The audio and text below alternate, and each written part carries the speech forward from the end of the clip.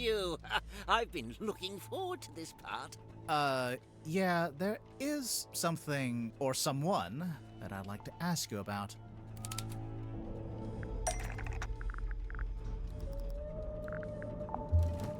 We'll talk about that in a minute. Cornelius? What about him?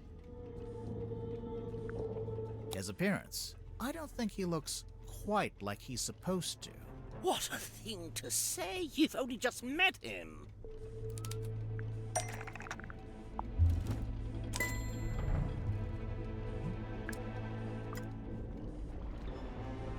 Now you mention it, they don't match at all. The one you've got is a different shape, and it's made of wood. This is what you're grilling me about. Why would the two canes look different, though?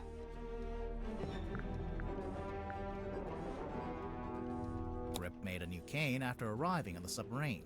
What a damning accusation. Yes, I made a new cane, and yes, it's made of wood. Where are you going with this?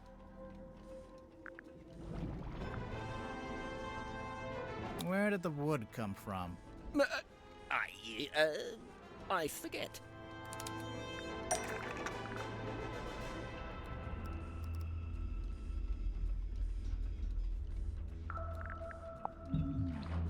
That's not right.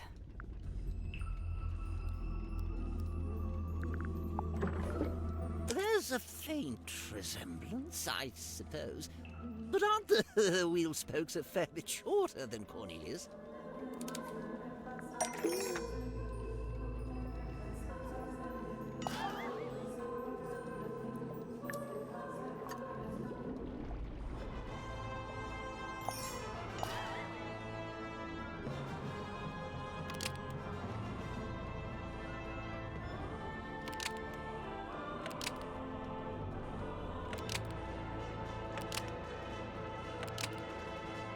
Remarkable! This is quite the revelation. Oh wait, you're saying you didn't know the wood came from the wheel? Of course I didn't. Why would I know anything about that?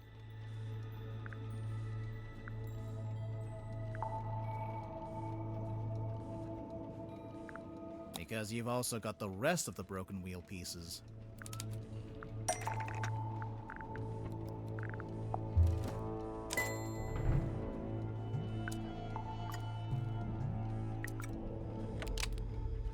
So, Grip, I have to ask, do you know anything about how the ship's wheel was broken?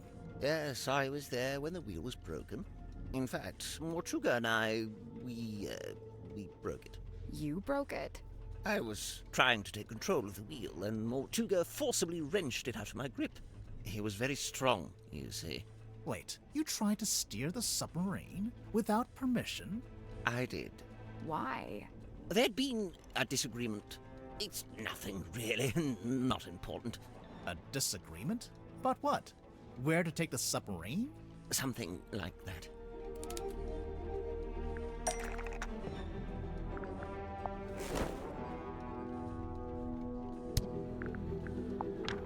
Oh, right. I'd forgotten you'd seen that.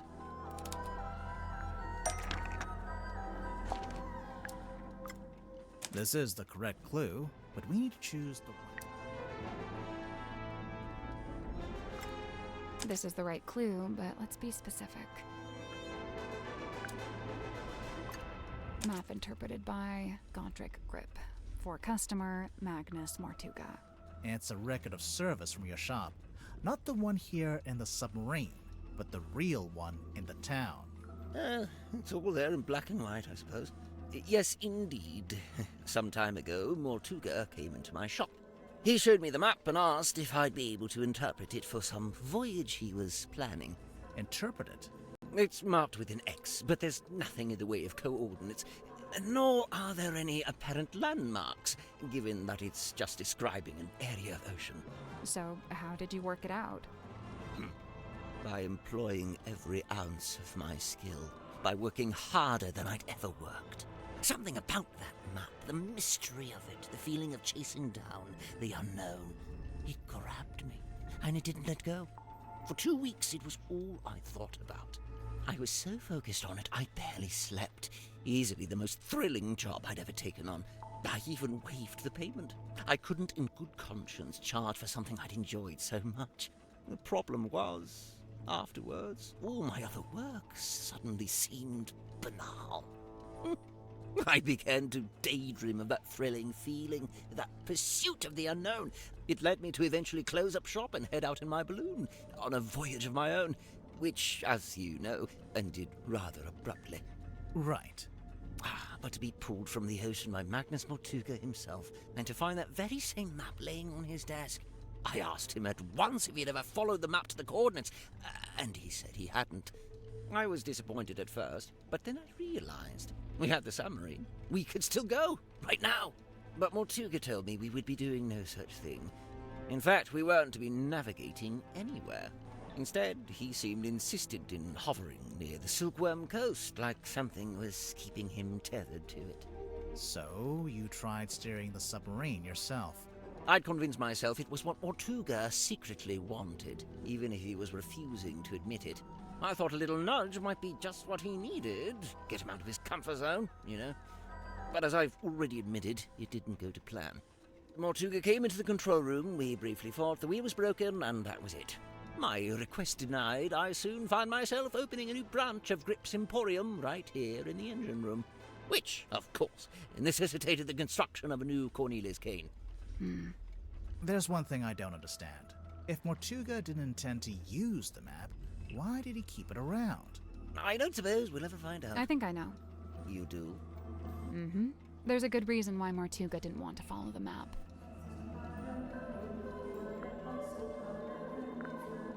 He decided it was too dangerous. On second thought, maybe not. Mm-hmm. There's a good reason why Mortuga didn't want to follow the map. He'd already followed it. What makes you say that?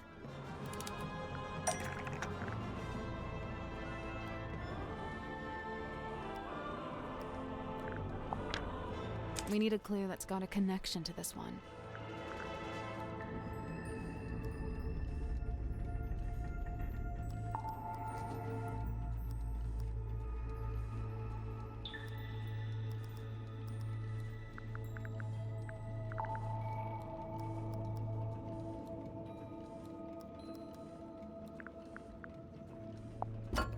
That's not it. That's not right. Nope.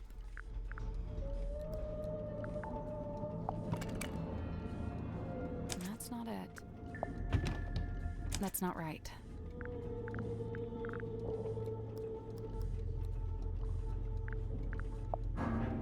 That's not right.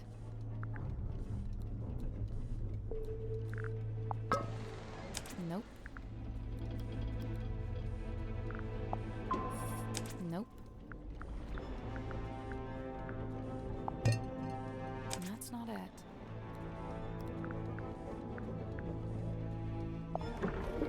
Nope.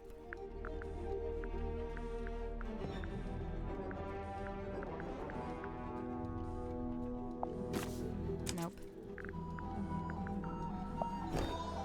Nope.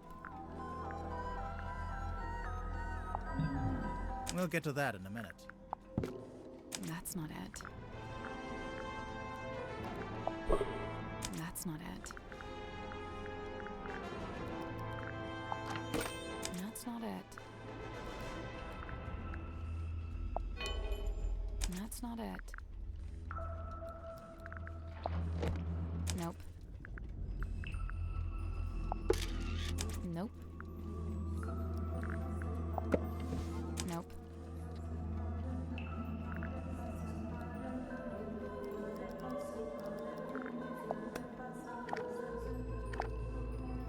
That's not it.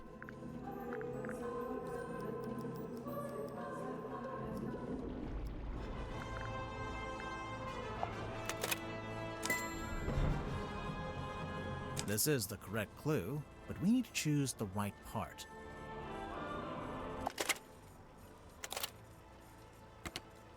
You really want to turn back after you got the map sussed out and everything? This is a film of Magnus Mortuga and a woman named Felicia Stonetop. They're talking about their plans to follow the map. Remarkable. Wait, was that filmed here on the submarine? No, in fact, it's not a submarine at all.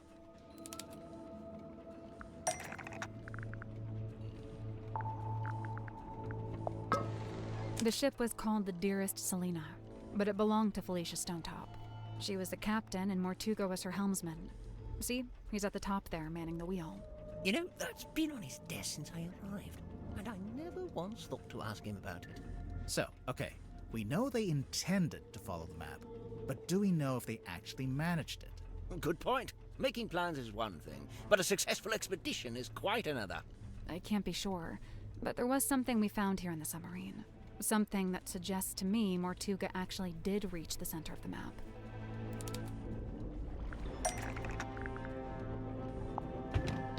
Nope.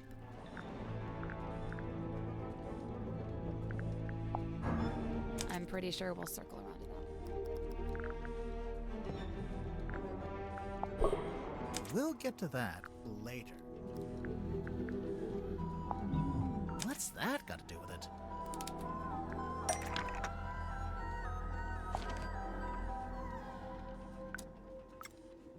Oh yeah, look at that.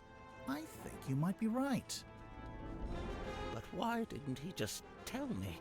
What did he find in the ocean that was such a big secret? Surely it wasn't just this. It hardly seems like anything at all. Well, buoys are normally put in place to mark a position. The position of something else in the ocean? It has to be. Think about it. If the buoy wasn't attached to anything, then it would have floated away, making the map worthless. So, if they found the boy when they went to the center of the map...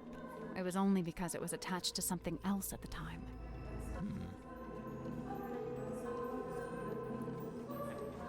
I think it's finally time to make our report to Cynthia. She'll be thrilled. We can't get in there right now.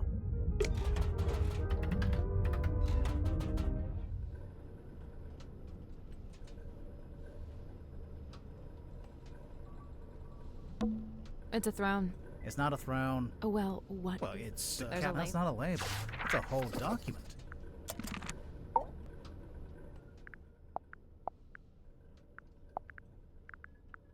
Hey, do you have a minute? We're, ready to make our report. What's wrong? I appreciate your hard work. Truly. However, I think it's time you left. What? We didn't even tell you what we found. People are starting to accuse each other. I don't like it. So you're giving up? You're not gonna see this through? Sorry, but I just think... maybe... What? That's just the way it's meant to be? I need to go.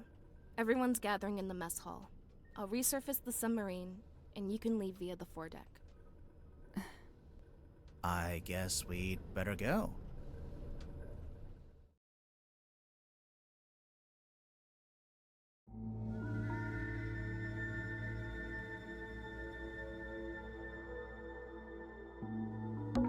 Hey, buddy.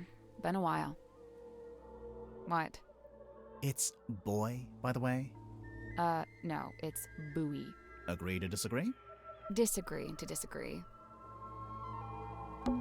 This makes a little more sense now. But who painted the big Mortuga name on there? You don't think Mortuga would have done it himself? I don't think so. Then I guess it was the guy who rebuilt the submarine. Drummond, I think his name was? The shipyard guy.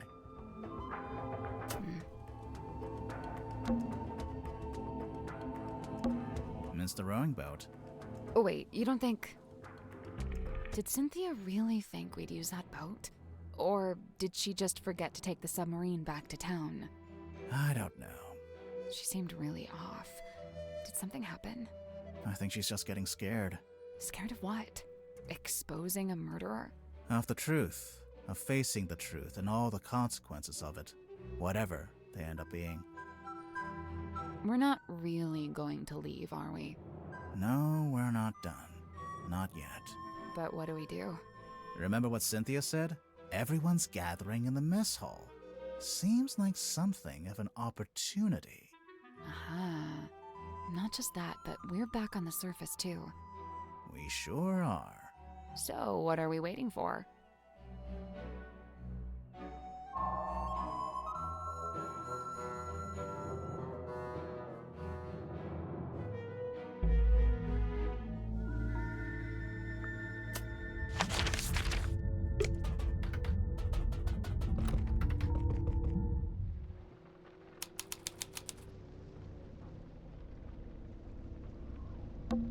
Holy... Grimoire, there's a giant wooden woman tied to the back of the submarine. I was wondering if they kept this. I half expected to find it inside the submarine somewhere, but it's too big to fit in the storeroom, I guess. It's the figurehead.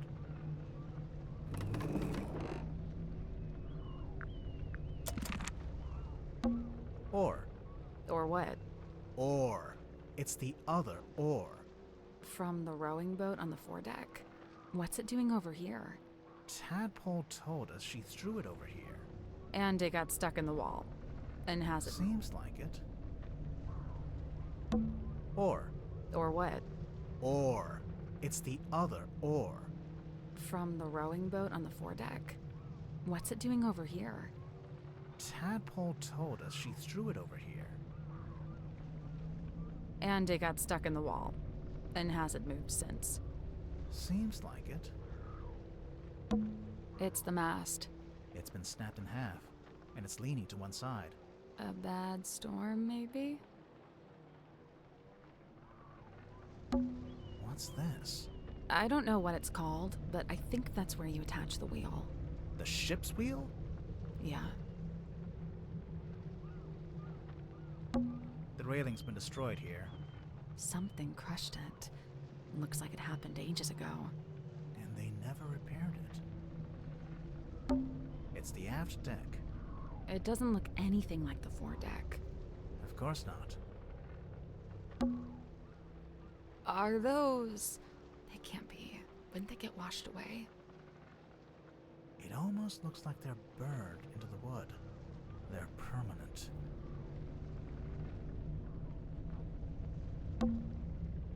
Are those... They can't be. Wouldn't they get washed away? It almost looks like they're burned into the wood. They're permanent. It's the aft deck. It doesn't look anything like the foredeck. Of course not. Is this all that's left of the sail? That's kind of sad. Is this all that's left of this? Kind of sad. It's the door leading back into the captain's quarters. The one part that actually looks like it belongs on a submarine. There's a big metal latch, but What? it just seems odd that you'd be able to latch the door from the outside. Huh. We arrived at the submarine just before sunrise. And now it's sunset. It's the aft deck. It doesn't look anything like the foredeck. Of course not. Old rigging. It's kind of slimy. It's the aft deck. It doesn't look anything. Of course not. We arrived at the submarine just before sunrise. And now it's sunset. It's the aft deck. It doesn't- Of course not. What? You just said something. No, I didn't. But... Never mind.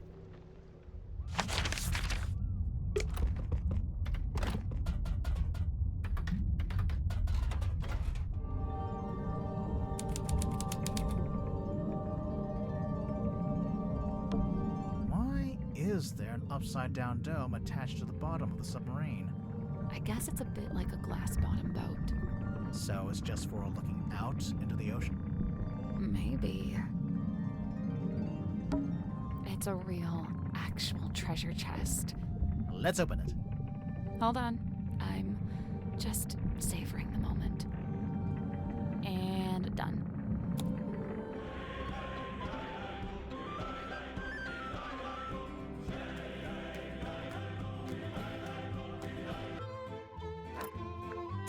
There we go.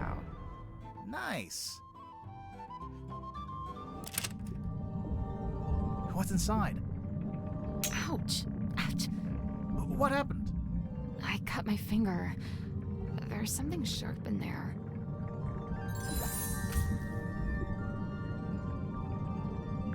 I guess it was the coral that's sharp. It's weird. It's like crystal. What's wrong with you? It's actually treasure.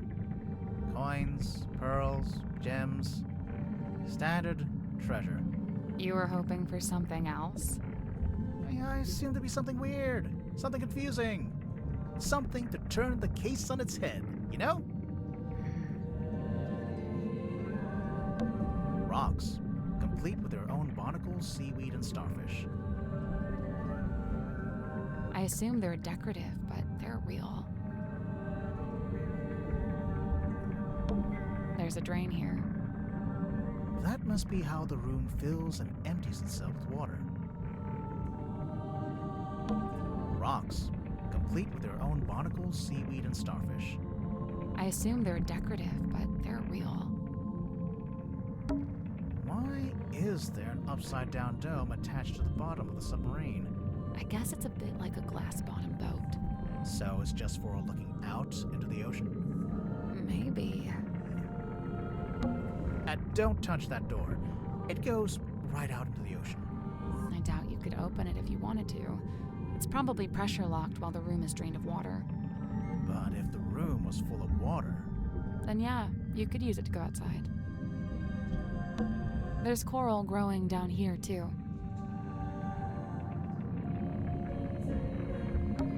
Why is there an I guess maybe.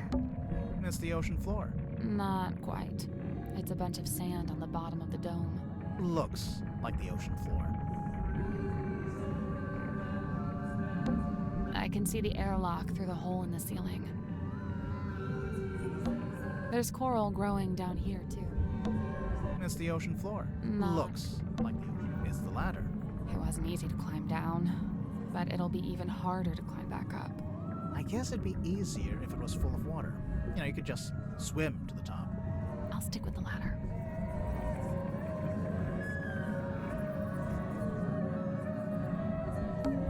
It's the ocean floor. No. Looks like the...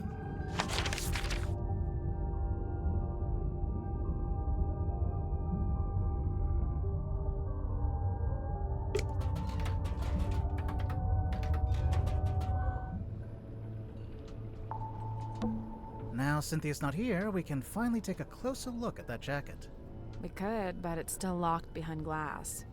There must be some way to get at it. Well, there's an electronic panel over here. Some kind of switch, maybe?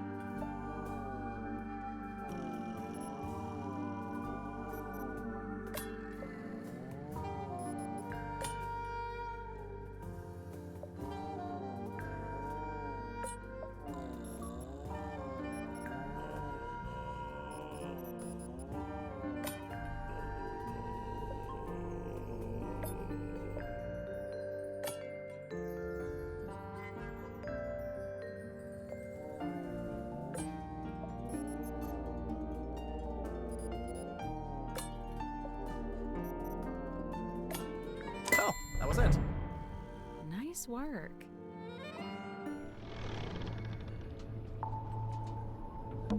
I've been dying to check in the pockets of this thing. Oh, hey, there's something bulky in here. Ooh, it's a radio. It's just like that one we found in the captain's cabin. Well, almost.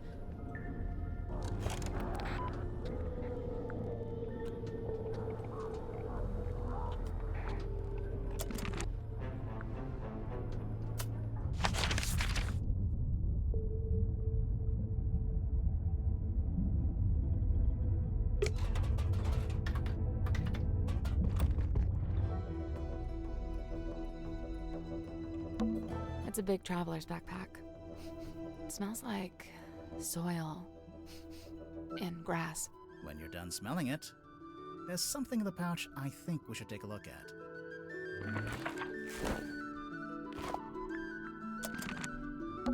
It's Mariana's tent, and she's not here to stop us looking inside. So, is there anything in there?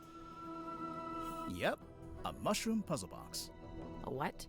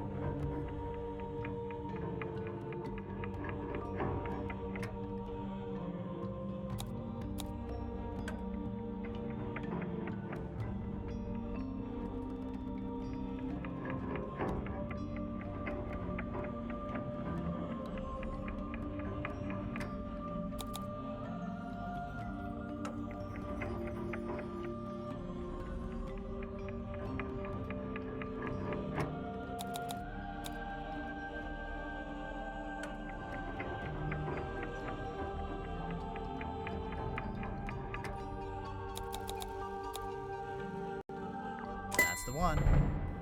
Good job. It opened. What's in there? It's a little plastic thing. Oh, wait, I know what this is. It's a tape from Mariana's dictaphone.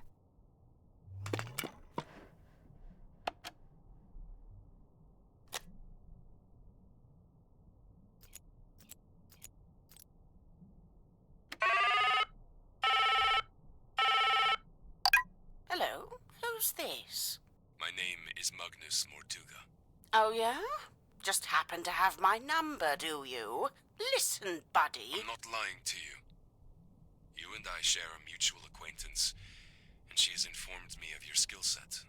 I wish to hire you, and I believe I have something I can offer in payment. I'm listening. What are you after? I'm in need of information. Information about a woman named Felicia Stonetop.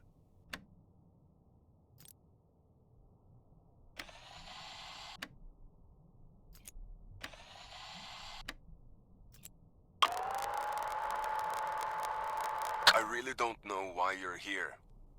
This doesn't concern you. Even if it does, it is wholly unrelated to our unfortunate voyage.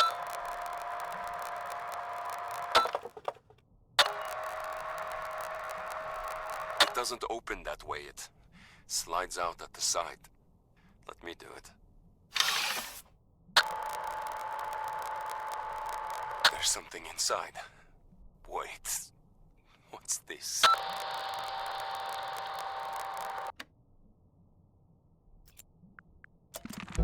That recording. It's Mortuga opening the black box. It's what Mariana said she recorded while she was in the control room. And just like she said, Mortuga's having a one-sided conversation.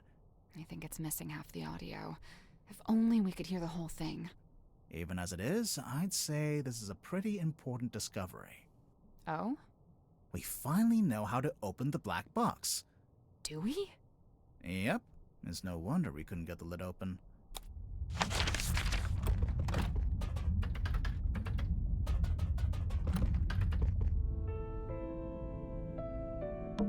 Maybe there is a way to open it after all.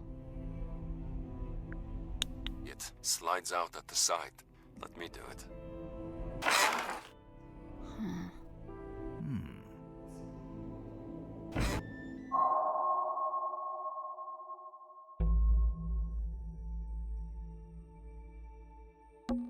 It's a film reel.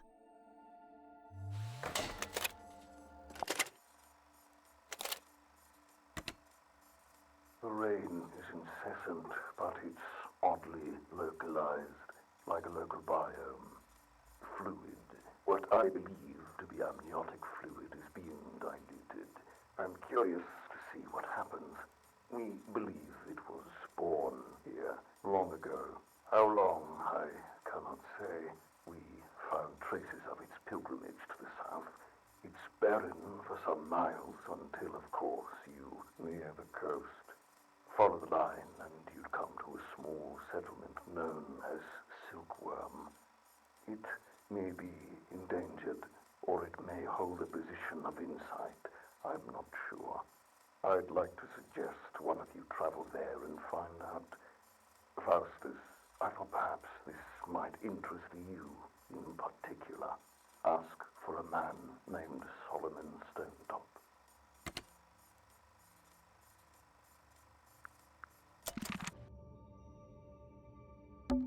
It's an envelope.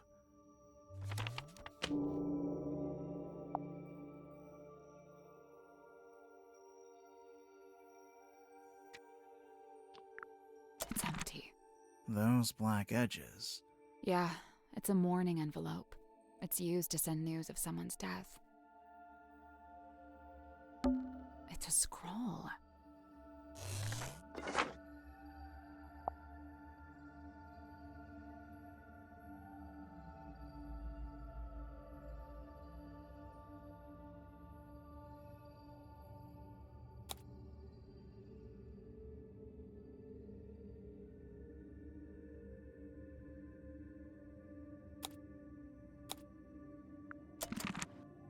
Yeah, I know. Should we put it back together? All in good time. You know, maybe we should go back to the mess hall. I thought we were avoiding it. Every Wednesday. Yeah, well, that's exactly why it might be useful.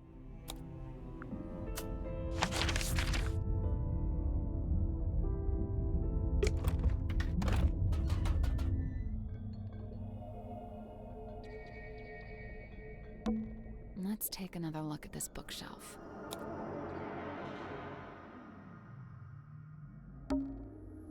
Why don't you reach in? Maybe there's a switch or something on the other side? Why don't you? Because I absolutely do not want to. Ugh. Here goes. Got it. The bookcase moved. It was a secret door.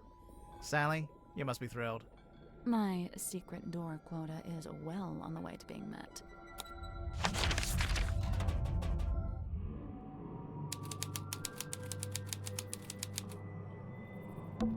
Is that what I think it is? I want to take a closer look at it, but it's locked behind glass.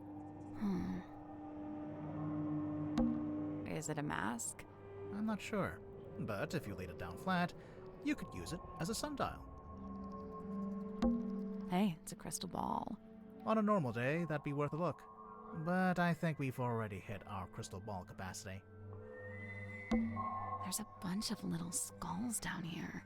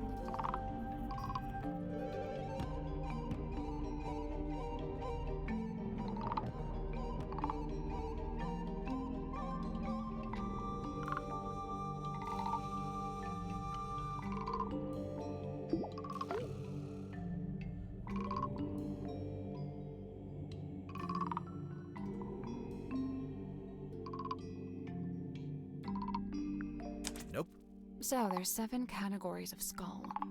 And each skull fits into exactly 2 categories, since it's always going to be in one column in one row.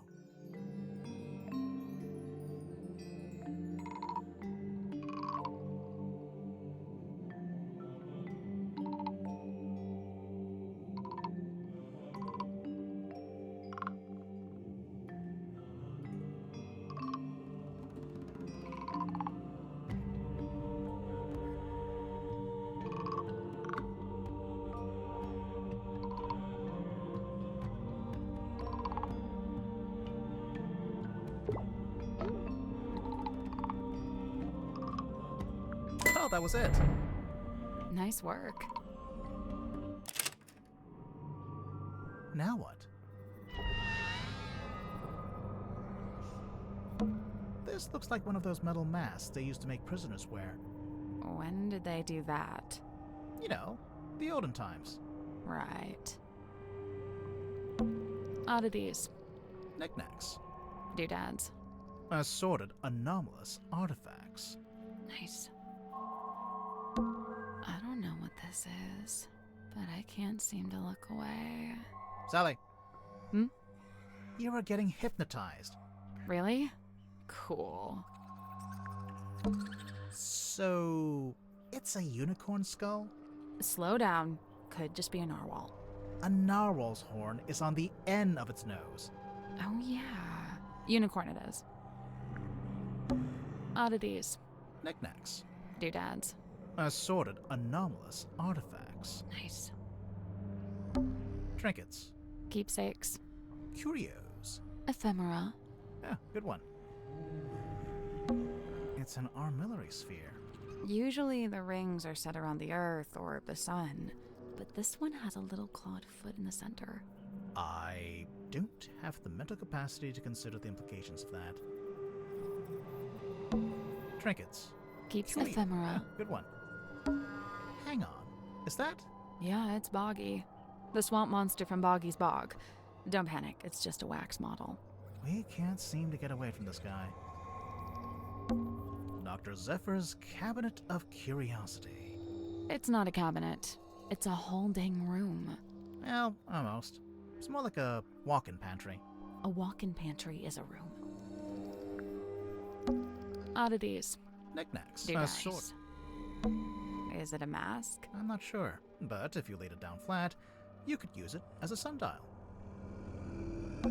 Trinkets. Keeps Curio. ephemera. Good one. Dr. Zephyr's Cabinet. It's not a almost. A walk-in pantry is a room.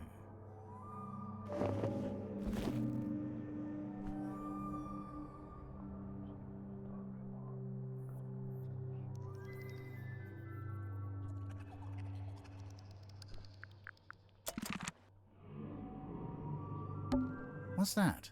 A letter? 2 letters.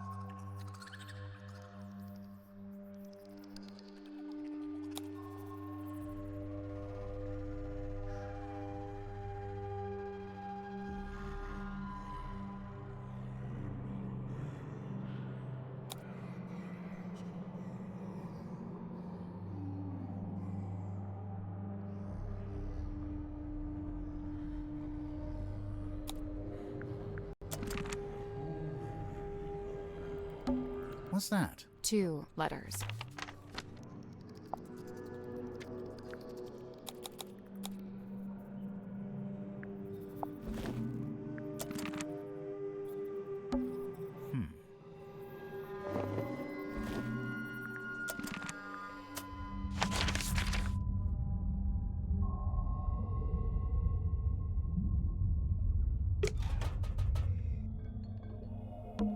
Hello?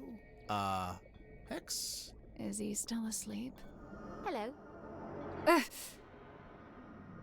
Sorry, you startled me. Hex is my friend. I may be of help. His thoughts and memories are rot visible upon his skin. Surely you wish for him to think upon the last time he saw Magnus Mortuga. Yeah, sounds good.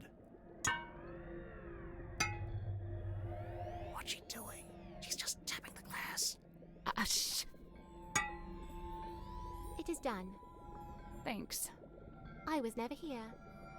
Wait, where'd she go? Never mind that. Take a look at this.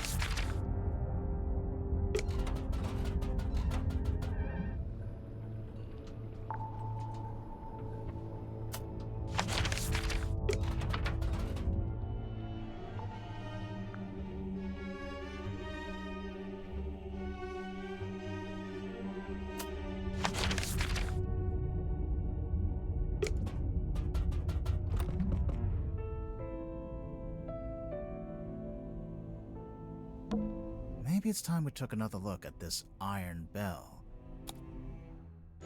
So, we've been calling it a bell this whole time. It's not a bell at all. It's a mechanism that connects to another clue.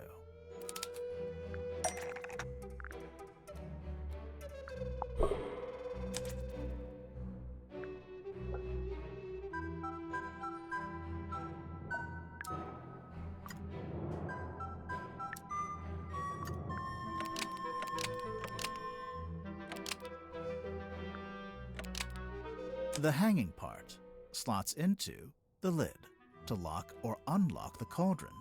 Almost. Maybe just change one thing.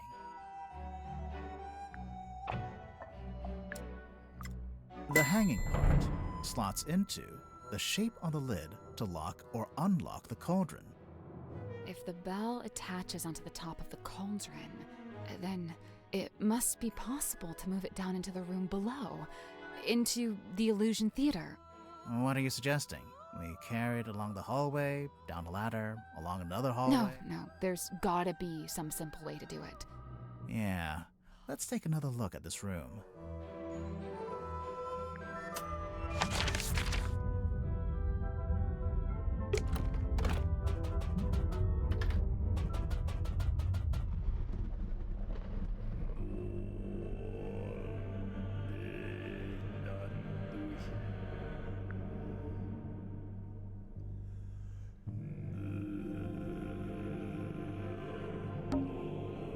You don't want to take another look in here? I do, but let's finish the checklist first.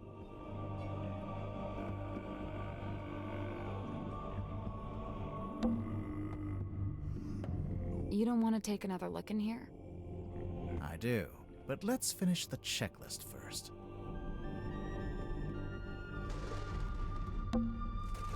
You don't want to take another I look? do, but let's finish the...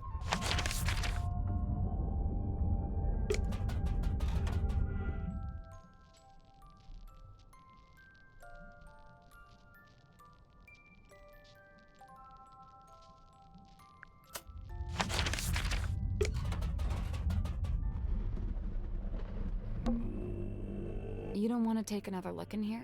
I do, but let's finish the checklist first.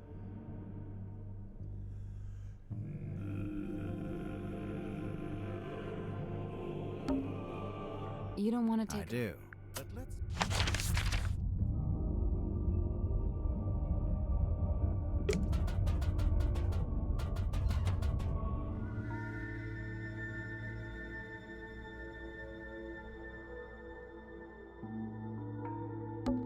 There's food lying around. Do they want rats? That's how you get rats. Sally, it's a submarine.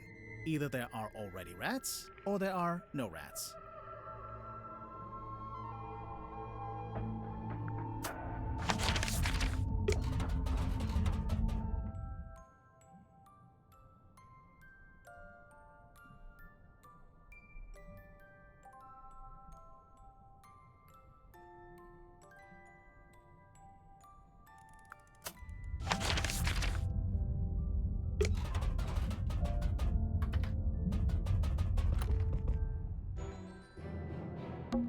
So the bell's attached to a rope winch. Presumably, so it can be lowered onto the cauldron. But Yeah, no, we'll need to clear a path for it first. should we move the table? I'll let you do that. Should we move the rug? Me again, huh? Should we move the lid? I can take this one. Wow, thanks. So, what now? Do we just turn the rope winch ourselves? I guess we could, but it's probably easier if we use the handle. I don't see a handle. That's because it's not in this room. Ah. So, what I now? guess we. But it's probably. That's because it's not. Let's not wander off right now. It's Mortuga's bookshelf. A lot of these aren't books.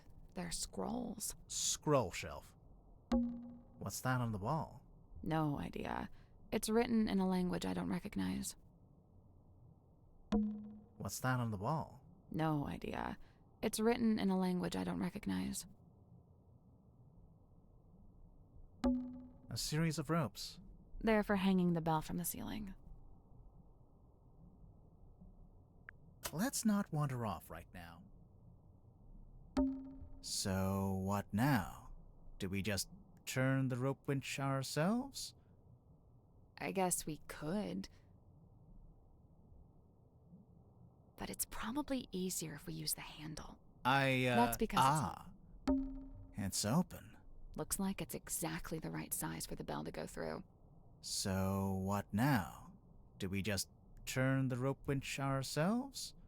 I guess we could, but it's probably easier if we use the I don't That's see... because it's not in this room. Ah.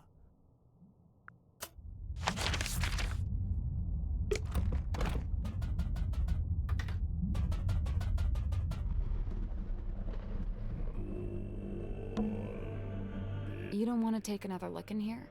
I do, but let's finish the checklist first. You don't want to take another I do, but let's... You don't want to take another look in here?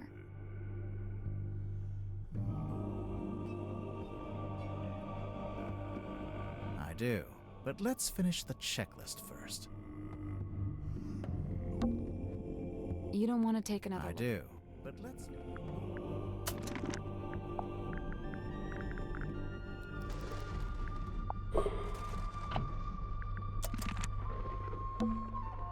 You don't want to take I another do, but let's... You don't want to take I another do, but let's...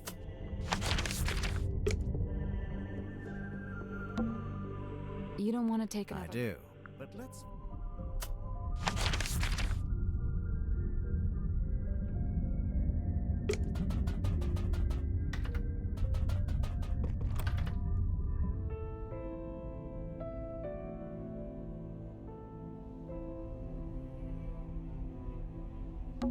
A lantern.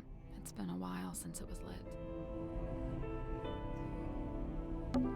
I guess now we can get outside.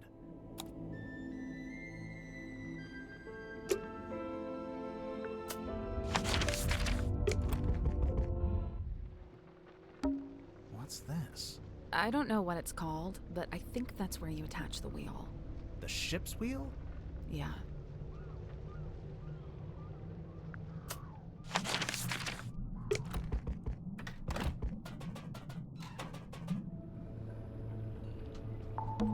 Oh, the ship's wheel. Don't touch it. I won't. That was not convincing.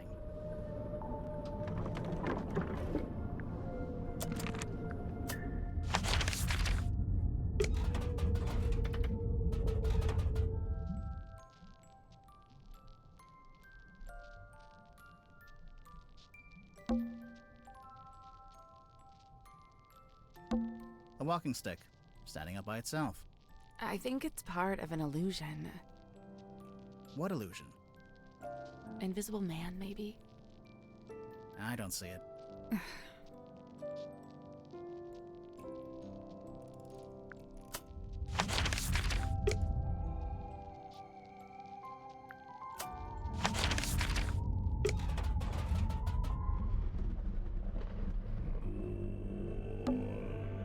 You don't want to take another look I at do, but let's finish.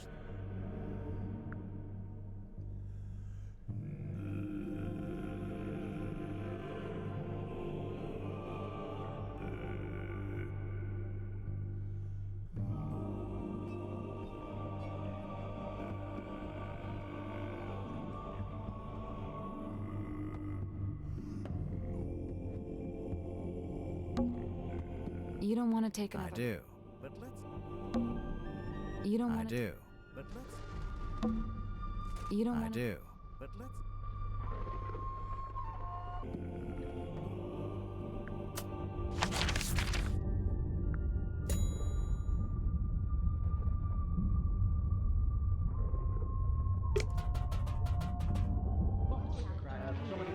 Everyone's in here.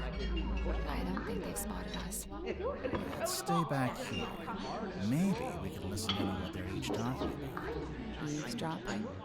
I never used that word, but yeah.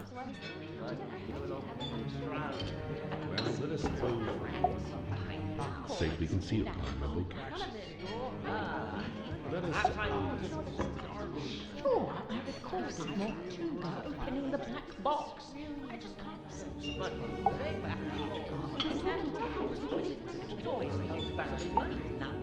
how it's still in the pocket of Mom's jacket. Could go out on the art deck. Wouldn't let me swear. Exhausted.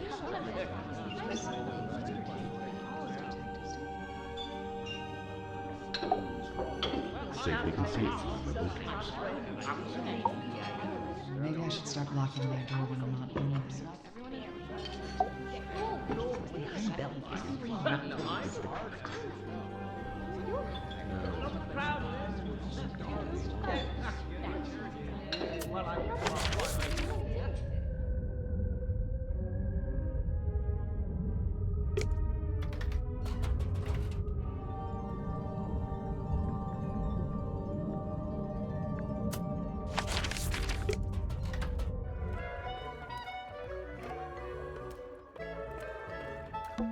Well, Tadpole's not here.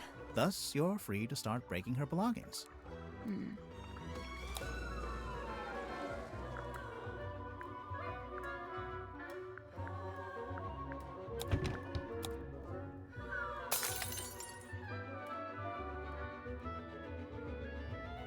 Now we can finally take a proper look at this.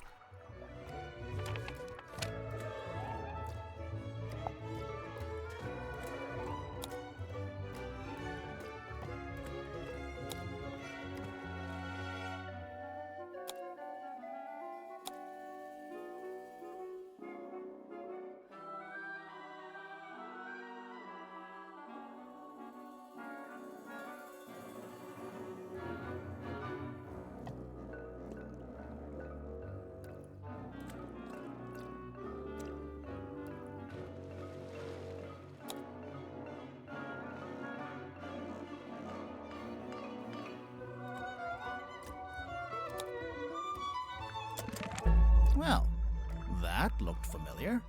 It's a secret third page of the command contract. Secret second page, technically.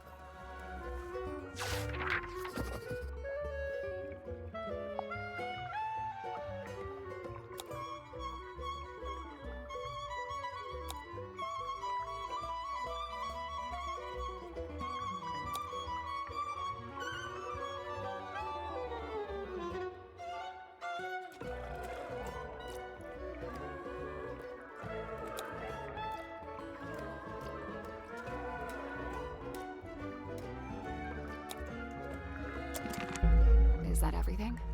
Nearly. There's one more room we need to revisit.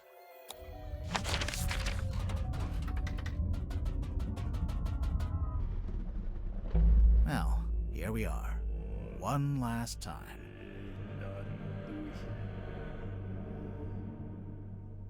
must be some way to get the iron bell to lower onto the cauldron. That poster, it's taped to a pipe on the wall. The pipe looks a little loose. Do you think it's supposed to move? Hang on. Let's shut the cauldron first, just in case. We'd better shut it. That poster, it's taped to a pipe on the wall. The pipe looks a little loose. Do you think it's supposed to move?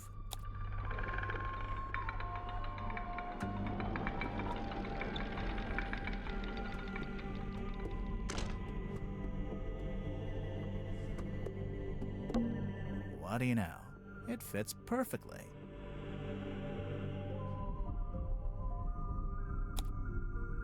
So when the iron bell is placed over the cauldron, it can be used to lock or unlock the lid.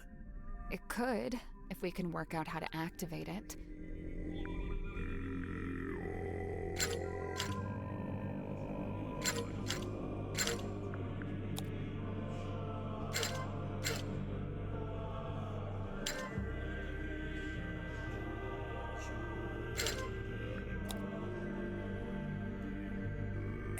I can't quite reach both handles at the same time. Maybe if my arms were a little longer. You know, you don't have to stand there with your face pressed into it. I'm not. Because there's two of us. We can take one handle each. Oh, right.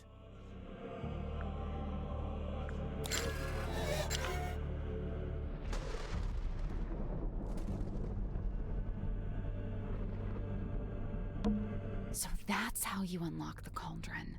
The top part spun around. That mechanism, it was really fast. But there's something in particular I think we should take a look at.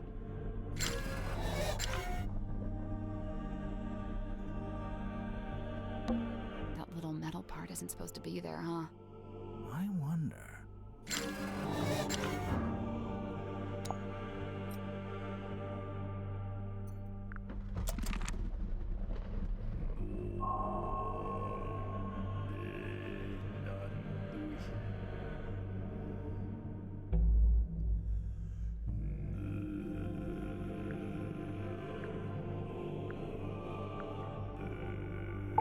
There's something I don't understand. What? Mortuga opened the cauldron in order to take something out, and that's when he was killed. Right. So why was the cauldron empty? The culprit stole the contents of the cauldron. That's the only way to explain it. But how did they get to it? How did they get to the cauldron? You mean because the room was locked? Well, not technically locked, but Mortuga turned the wheel to shut the bulkhead door from the inside, and he shut it tight, probably as tight as he could, and by all accounts he was pretty strong.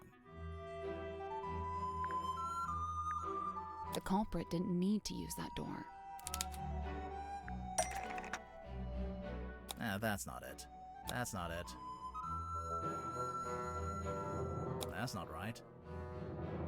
That's not it.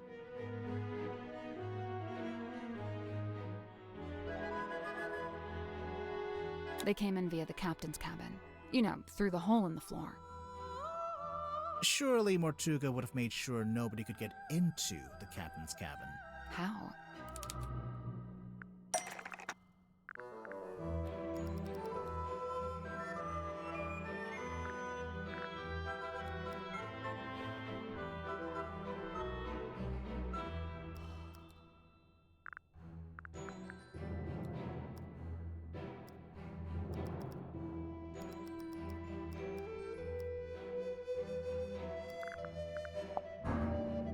That's not it.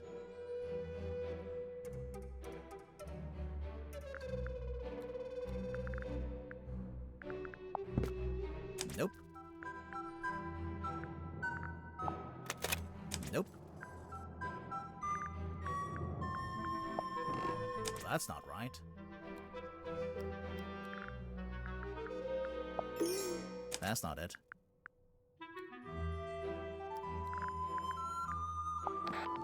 Nope. Nope.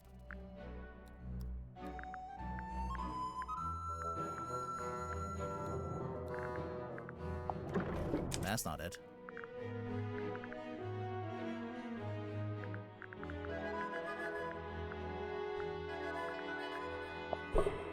That's not it. That's not right.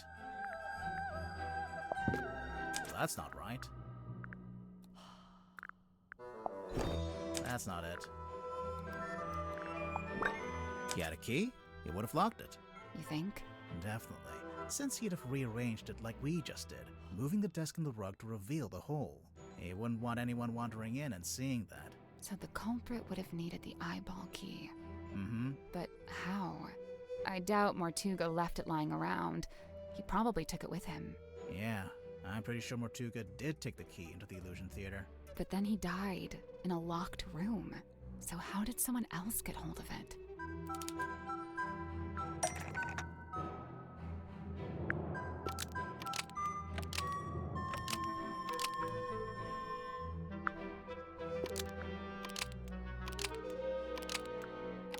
The eyeball key fell through the vent under the cauldron and landed in the bilge. It fell into the bilge? Remember how it smelled kind of weird? That's the bilge water smell. So the eyeball key just happened to roll across the floor and into the vent? No, it didn't happen by accident. The culprit tilted the submarine.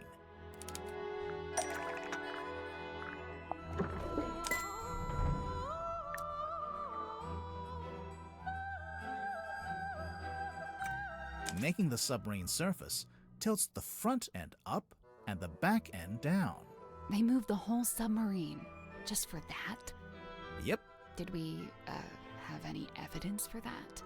Aside from most of the suspects mentioning it in their statements. Oh yeah. Anything else? A clue found in the control room.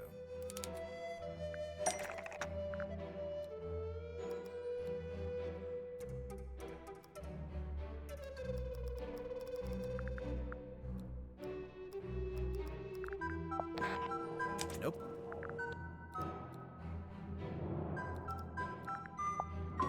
That's not it.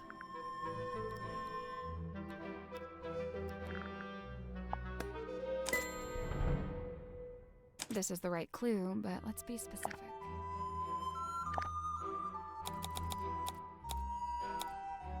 This is the right clue, but let's be This is the right clue, but let's be specific. This is the right clue, but we want. This is the right clue, but we want. This is the correct clue, but. This is the right clue. This is the right clue, but let's. A log card from the day of the murder. It shows the depth of the submarine. It starts at 0. That's when it surfaced. Presumably that's when Mariana came on board. It steadily goes down, but then later it suddenly goes back up again. Anything else? A phenomenon observed at the crime scene.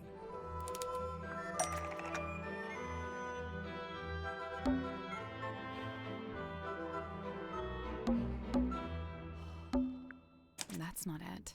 I guess that's wrong. Nope. Nothing. Nope. Nothing. Nope. That's not it. That's not it.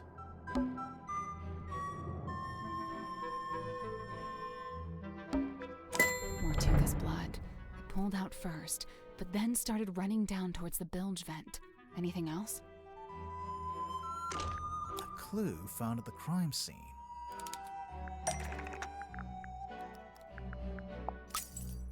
The moon vial. How is that evidence of the submarine tilting? It makes sense if you know where it came from. Oh yeah. We found a part of it that got left behind.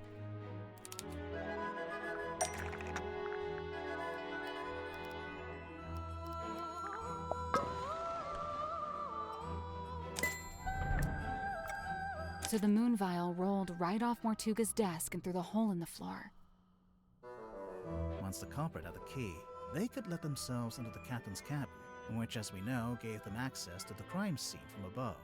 They climbed down the rope, through the hole, and into this room, where they were free to take the content of the cauldron for themselves. Although, to get out, they'd need to climb back up the bell rope, meaning they'd have to leave the Illusion Theater with the iron bell still lowered onto the cauldron. Right, well, I figured they just turned the rope winch manually. I'm sure you could, even if it's not how you're supposed to do it. And after that, all they had to do was cover the hole back up with a rug in the desk. And lock the captain's cabin on their way out. Let's put this together, shall we? Go ahead. So, Mortuga opened the cauldron in order to take something out of it. And that's when he was killed. Okay, but how was he killed?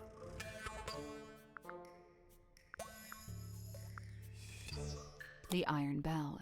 We know that the cauldron lid is unlocked by that screwdriver kind of thing on the iron bell. And so, if Mortuga wanted to unlock the cauldron, he'd first have to lower the bell into this room, like we just did. You know, we've actually got evidence for this. First-hand evidence, no less.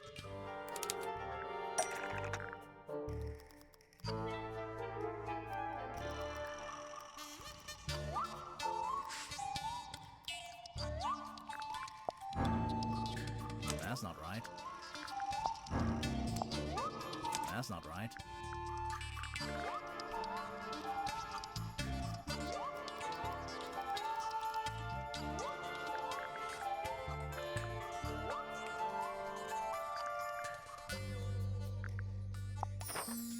That's not right.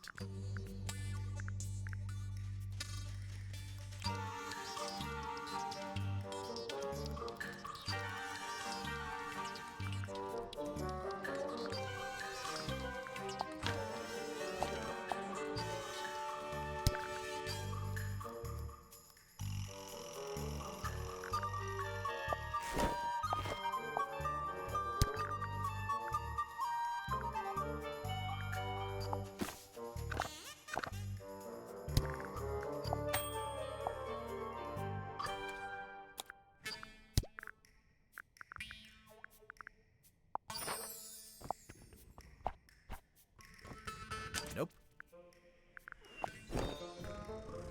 That's not it.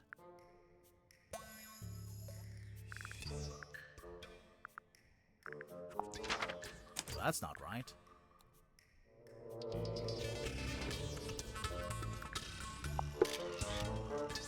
That's not it. That's not it. That's not it.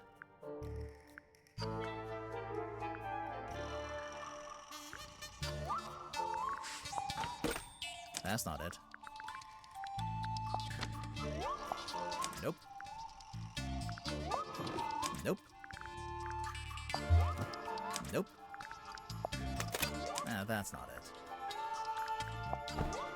That's not right. Nope. That's not right. That's not it. That's not it. That's not right. That's not right. That's not it. Nope.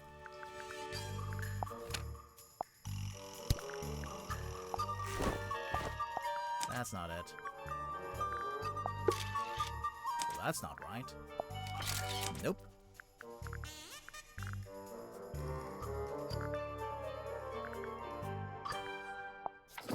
Nope. That's not it. That's not it. Nope.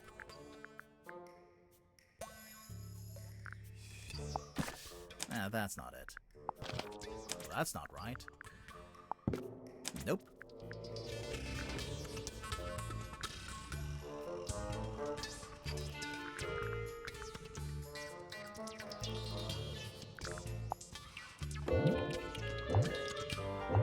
Hex had a memory of seeing Mortuga through the window of the Illusion Theater. Oh yeah, look at that. The dark shape that lowers down in front of Mortuga. That's the iron bell. Must be. But then to actually unlock the cauldron, you have to turn the handles on both sides of the bell. Yeah, well, we just did that too. It was easy. I mean, sure, if you've got two people taking one handle each, but how did Mortuga do it? He used a special tool. Wait, really? You know what? Let's try that again. But then to actually unlock the cauldron, you have to turn the handles on both sides of the bell. Yeah, well, we just did that too. It was easy. I mean, sure, if you've got two people taking one handle each, but how did Mortuga do it? He did it by himself. You think? I'm pretty sure, yeah. There's even a record of him trying to do this once before. Is there? What kind of record? Felicia Stonetop's diary. From their time on the Dearest Selena. Magnus put his arms around it to turn the things. He can just about reach, but I told him not to do it like that. Might not be safe, since we don't know exactly what'll happen. So I said we could do it together, one each. So Mortuga could do it by himself, but only just. Right, only just. In order to reach both sides, he had to place his body directly up against the bell, just like you were trying to do before I told you not to. And that's what got him killed?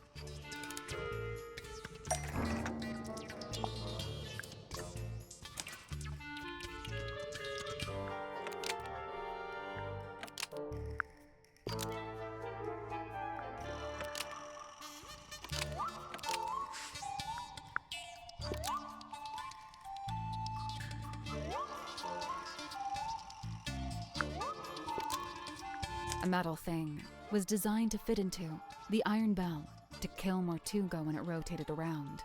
Almost. Maybe just change one thing.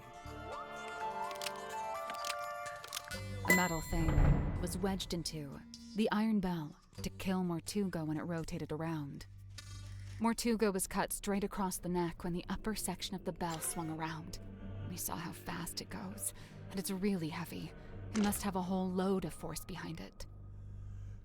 The little metal thing, it's not actually part of the iron bell. Someone must have put it there. Right, the culprit, presumably, knowing it would kill Mortuga if and when he tried to unlock the cauldron. Only it's, kind of small. Even if you did press up against the bell, I'm not sure it's long enough or sharp enough to cut you.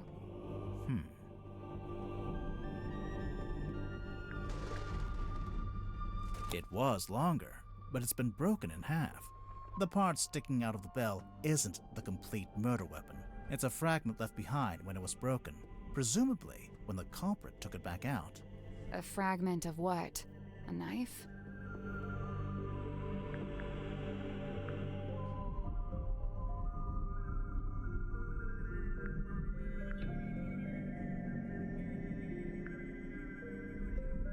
Something that belonged to the culprit.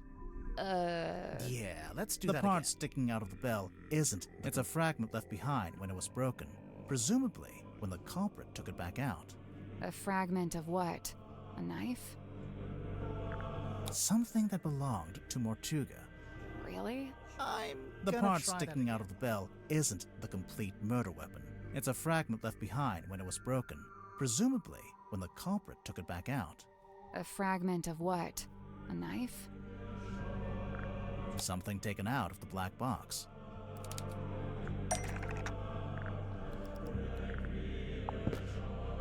I think we'll circle back around to this. Nope. That's not it. Nope.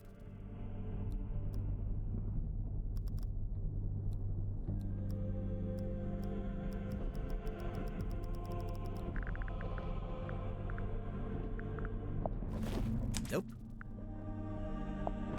I think we'll circle back. Nope.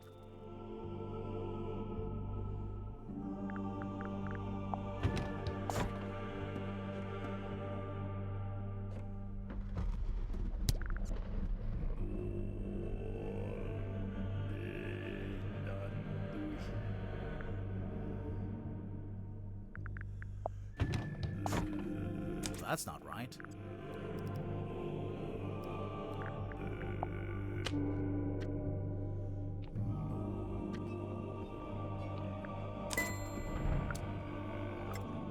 The envelope's empty now, but there's an imprint of what was in there when Mortuga first opened the box.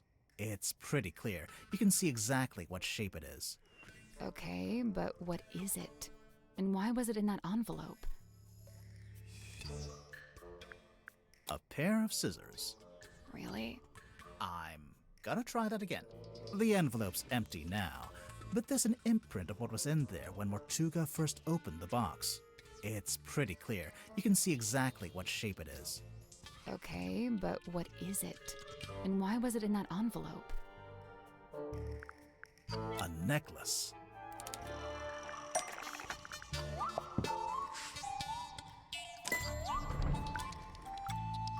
It once belonged to Felicia Stonetop. She's wearing it in the painting. I'm pretty sure she is, anyway.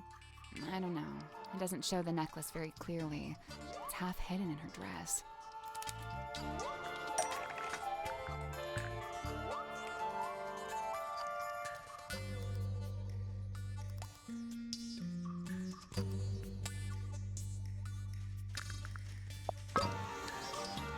Nope.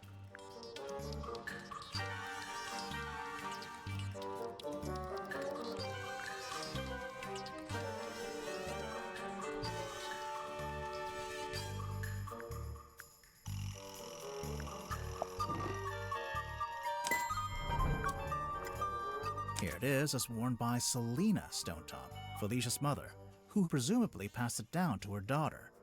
I'm assuming that's why it was eventually sent back to Silkworm, back to its original owner after Felicia died.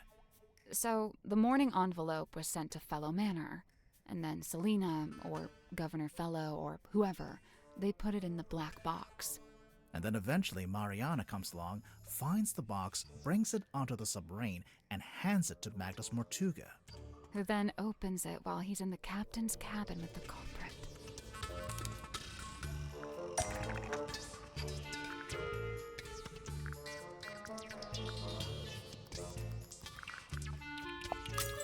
Nah, that's not it.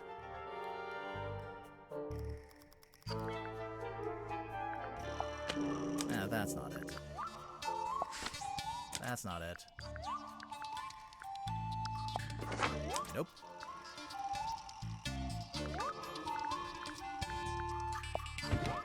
Nope.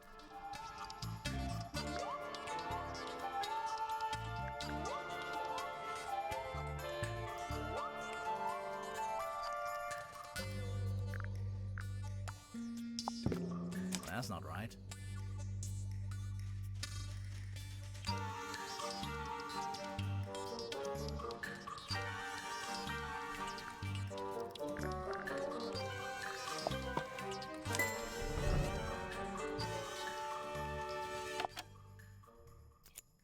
Hey, listen, why don't we just...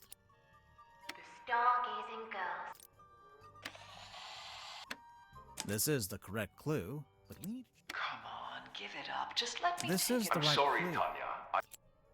This is the right clue, but we want to... Kill him. Now that helps both of us. Stirs into the ink.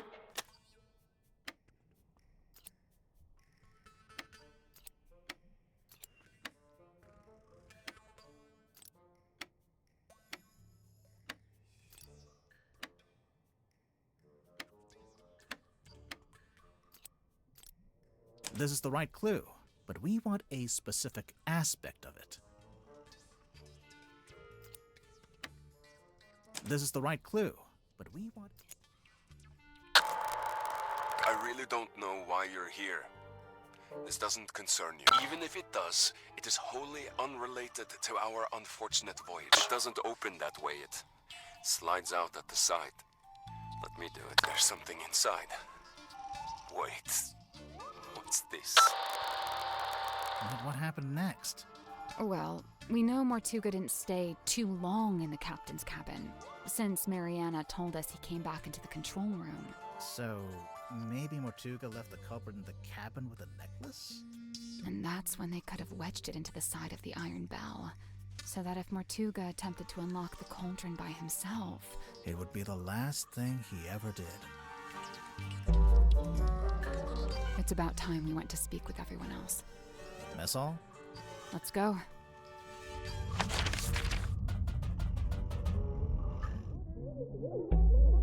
Where did everyone go? Wait, do you hear that? I can hear them arguing. I think they're above us. In the parlor? What's going on? Sorry, everyone. Then I I'll know step this in. isn't Of ideal, course, but I'm it's the safest flexible. way to make The sure last nothing time happens all to these make it things worse. like this. Could be good. Not really. I can't help but feel like Look, I know this isn't ideal, but this is just how it needs to be until we can. Cynthia, you have visitors? Hi. Hey. We're back. What's going on? Cynthia's decided to lock us in. I've just locked the foredeck access, just for the time being. How come? She may have gone mad. We're still assessing. She's worried the culprit will attempt to escape as soon as they're named. Oh, we're naming the culprit? Lovely. Been looking forward to this. We're still doing that? I thought Cynthia fired the detective dudes. She didn't fire us. On the contrary, we've been pretty busy. Oh? Doing what? What else? Solving the mystery.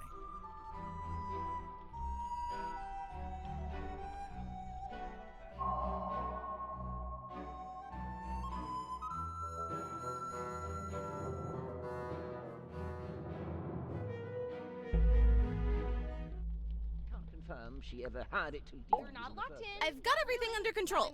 That's exactly what people say when they don't have everything under control. She's losing it. Although I can't You confirm have she been ever had inside it. my cabinet of curiosity. How did you know? The guilt is written on your face. You refuse to meet my eye. I'm sorry, everyone. Who is it? How? Why? We'll get to it. What's the holdup? We're all here, aren't we? I know thy task is grave, but use a gentle hand, for we are frail and fragile souls. Fine. No promises. You're not locked in, not really. I can't say I like being locked inside the submarine. You feel like you might want to try to escape? No more than usual. You couldn't escape even if the foredeck hatch was open. We're floating in the middle of the ocean. Ah, but what if I've chartered a rescue helicopter? Have you?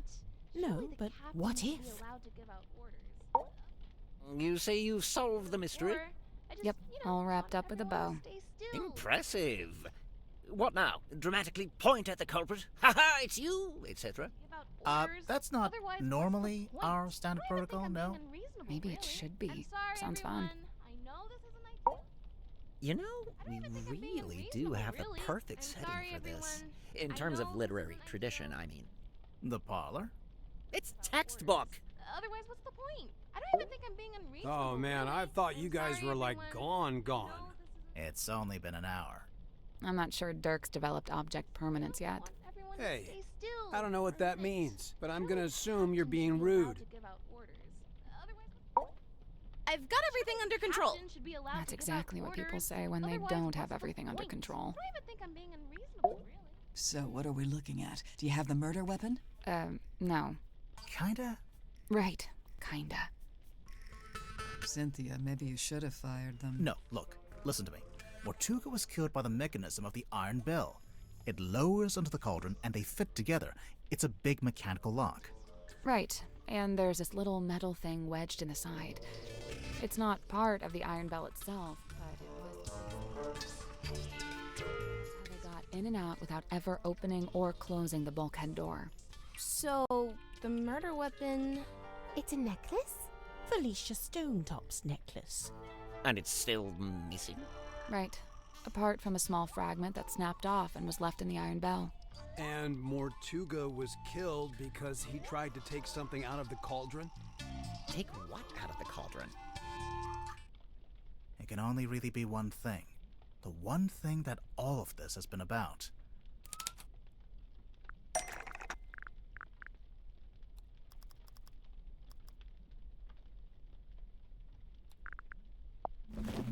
The mermaid's tongue.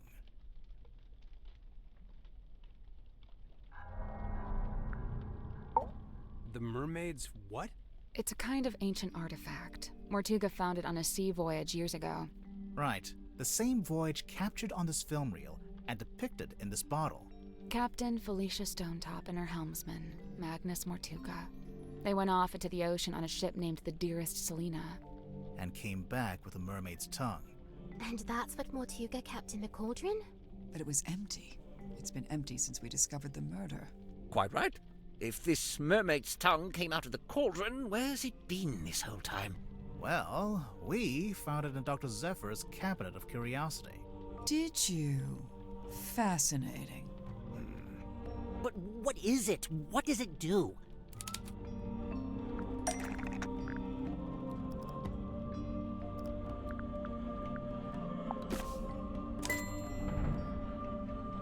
This is the correct clue, but we... This is the right clue, but let's be specific.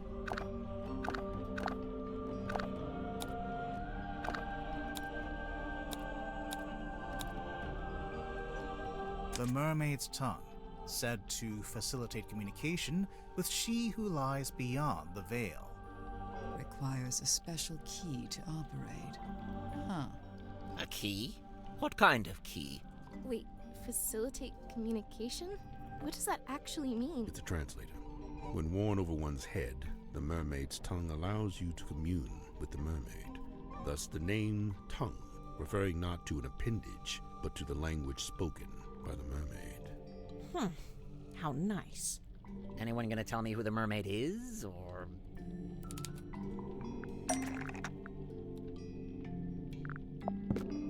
So there's a painting, painted by Selina Stonetop, we think. And a photograph taken with the submarine's underwater imaging system. And, why would you need a translator to talk to her? She's not local, or what? She speaks a language none of us could understand. It is said that attempting to commune with her without harnessing the mermaid's tongue would drive one mad. But how does it work? Nobody knows. Nice. Convenient. It is a powerful and priceless artifact. Oh, it's powerful, all right. Look what it's doing to all of you. I don't know, guys. I'm not sure if I'm buying into this thing. Kinda just looks like some grody old leather mask. That's because it's not complete. How do you know? So this image here, it's a photograph of a drawing. A cropped photograph, too. The good news is, we've got the real thing.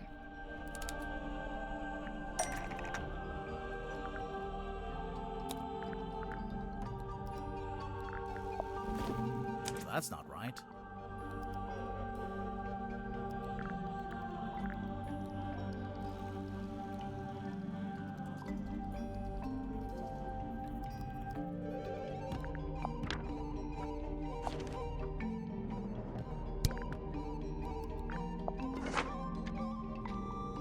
That's not it.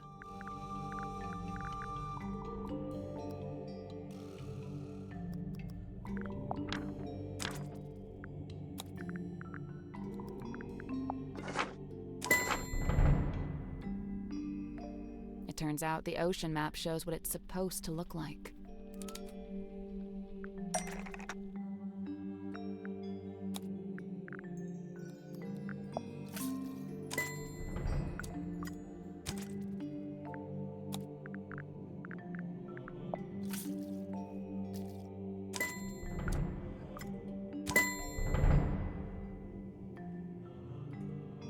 Oh, sure. Just help yourself to the stuff in my personal treasure chest. I don't mind. That antenna.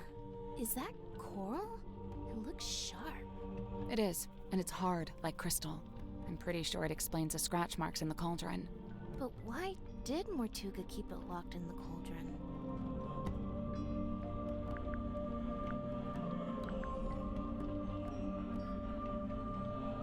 Because he wanted to keep it hidden from everyone. The mermaid's tongue being on board was a secret Mortuga was keeping. The cauldron was covered by the sailcloth and locked in the storeroom, and Mortuga wanted to keep it that way. It's true. When he saw my poster, he told me we had to keep the cauldron covered up. Why the cauldron, though? Wouldn't it have been less conspicuous if he just kept it in a wooden crate or something? Keeping the mermaid's tongue in the cauldron wasn't something Mortuga came up with himself. Even before he ever found it, it's just where it's always been kept.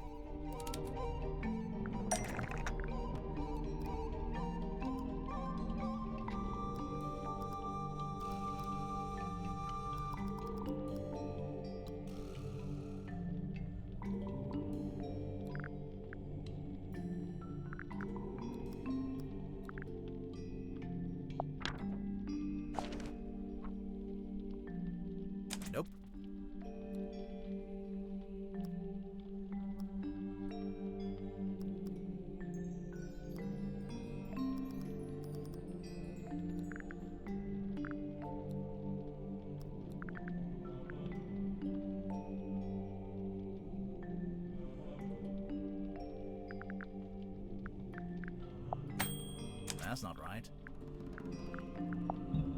Nope.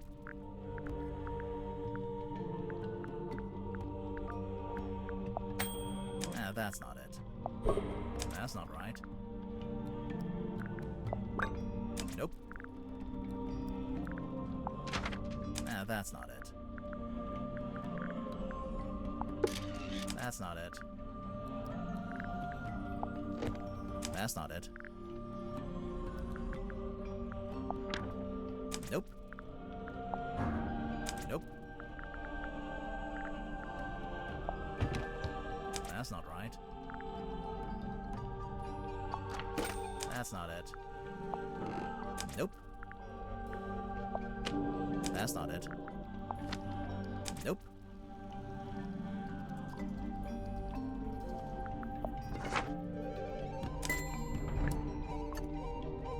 There it is. See?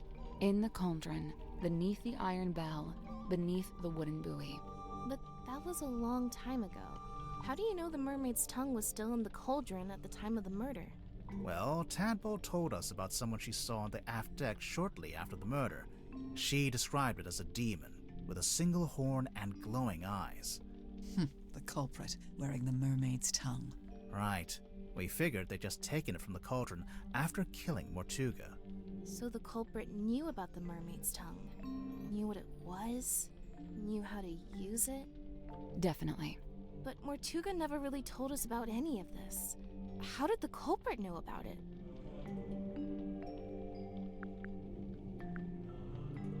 Because they were the third person on the Dearest Selena voyage.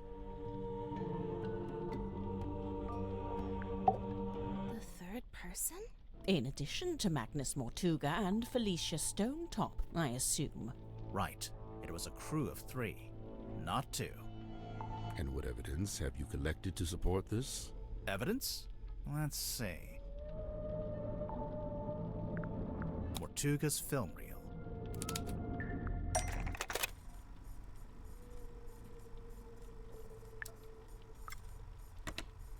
You really want to turn back after you got the map sussed out and everything? There's no wind. It's an ill omen. Oh my god, Magnus, you're so dramatic. All I need you to do is steer, all right? I'll handle the scary stuff. Felicia. You can't change my mind. Sorry. I spent too long planning this. Anyway, we'll be there in a few hours. Be where, exactly? Right. Oh yeah, look at that. Spooky. Let's see. The audio recording of Mortuga opening the black box. What recording is this? I really don't know why you're here. This doesn't concern you. Even if it does, it is wholly unrelated to our unfortunate voyage.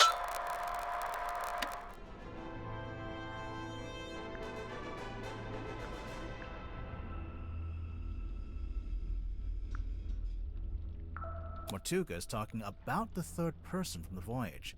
Are you sure? Not really. I really don't know why you're here. This doesn't concern you. Even if it does, it is wholly unrelated to our unfortunate voyage.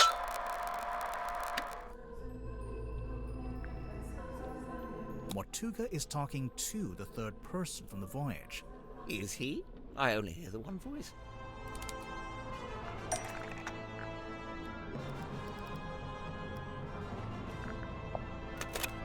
Nope. Nope.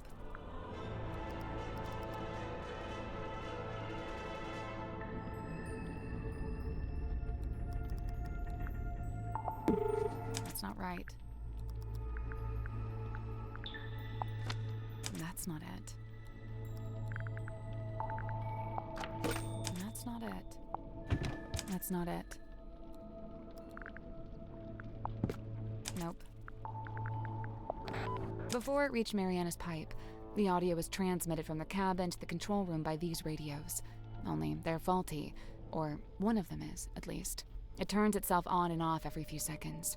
The cadence happened to line up with the conversation, so you only get Mortuga's half. Huh. That's quite the coincidence. Personally, if I'd written that, I'd feel guilty. There are more things in heaven and earth, Mr. Werman. Yeah. Let's see. The ship in a bottle.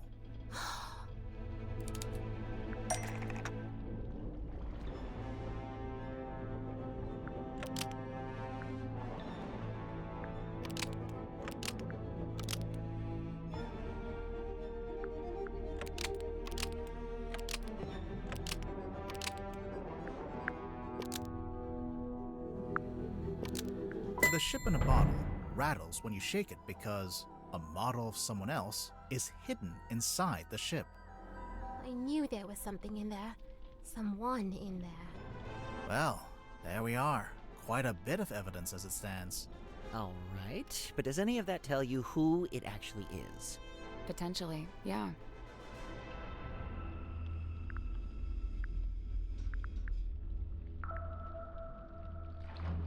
The ship in a bottle rattling when you shake it. Wait, the model person inside the ship? There's a way to work out who it is? I can think of a way. Let's do it with logic and reasoning, shall we? First, we'll compare the ship in a bottle with Mortuga's other wooden model.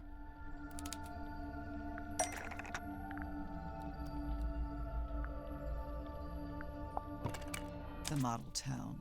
What about it? The people in the town. I don't know. Yeah, I think maybe. The model town. What about it? The people who aren't in the town. What do you mean? Mortuga and Felicia aren't in the town because they're on the ship. Selina too, I suppose, since she's the figurehead. I don't think they're who she's talking about. It's important to remember that the model town is specific to Mortuga's life. When adding the model figures, he only included people he had dealings with. And he only detailed the buildings he was familiar with. The rest are just generic blocks. With this in mind, there's someone else who should be here, but isn't.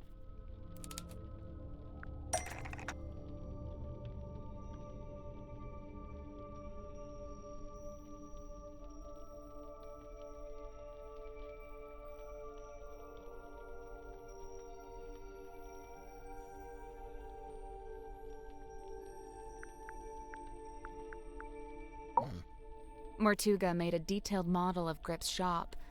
It's not a generic cube like everything else, which means there should be a model of Grip himself. But it's not there. But why would Mortuga include Grip in his model town? Did they know each other? And if they did, how did Grip end up going along on Mortuga's ship?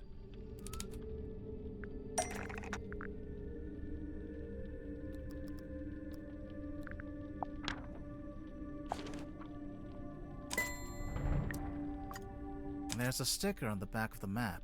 It's a service record from Grip's shop. Mortuga hired Grip to interpret the ocean map, which he did. But Grip didn't ask for payment in money. Instead, he asked to come on the voyage. This isn't proof. Not really. Well, there is one thing we could... Do it. If you don't, I will.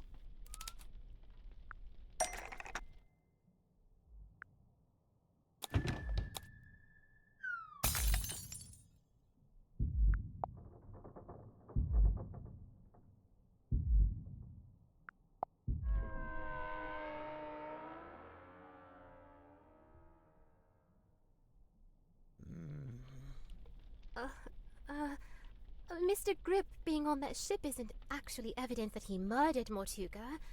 What about the murder weapon? What happened to it? Right. Nor is this evidence that he used the mermaid's tongue. Wouldn't he have needed that special key?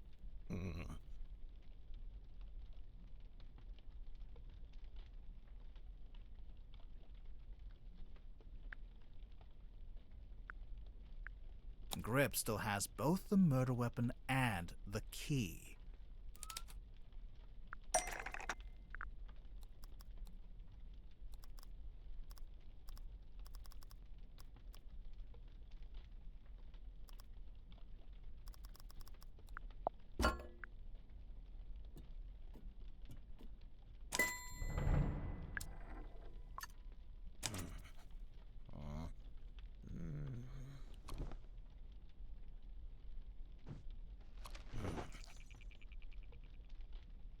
guess this is it.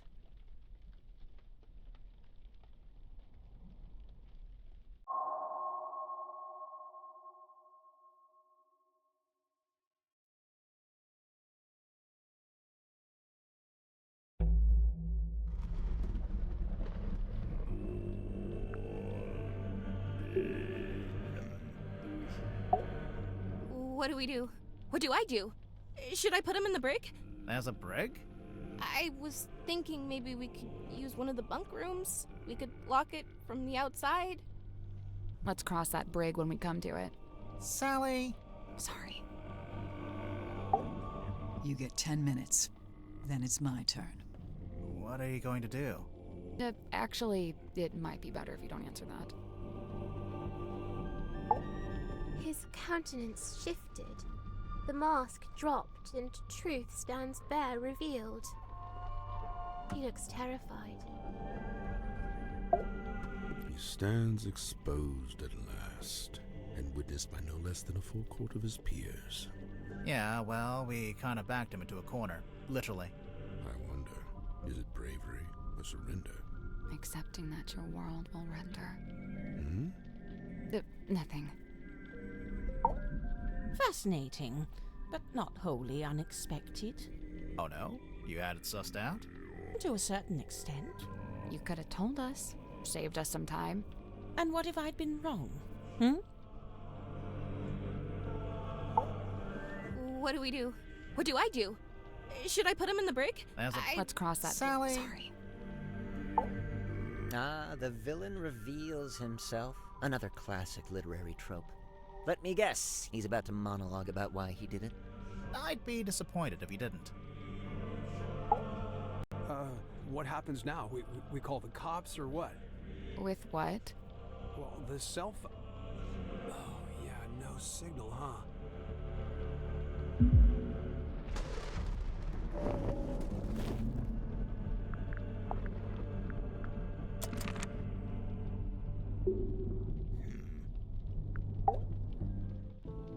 Plot the unplottable, chart the unchartable, measure the unmeasurable. A hollow promise, such feats belong not to mortal hands. But after years of fraudulently offering this to others, I began, in earnest, to yearn for it myself. A quiet desire to journey into the unknown, to quantify it. A lifelong coward, I could never convince myself to act on it. I tell myself as an excuse that I never had any kind of opportunity to act on it. Until one day, I did.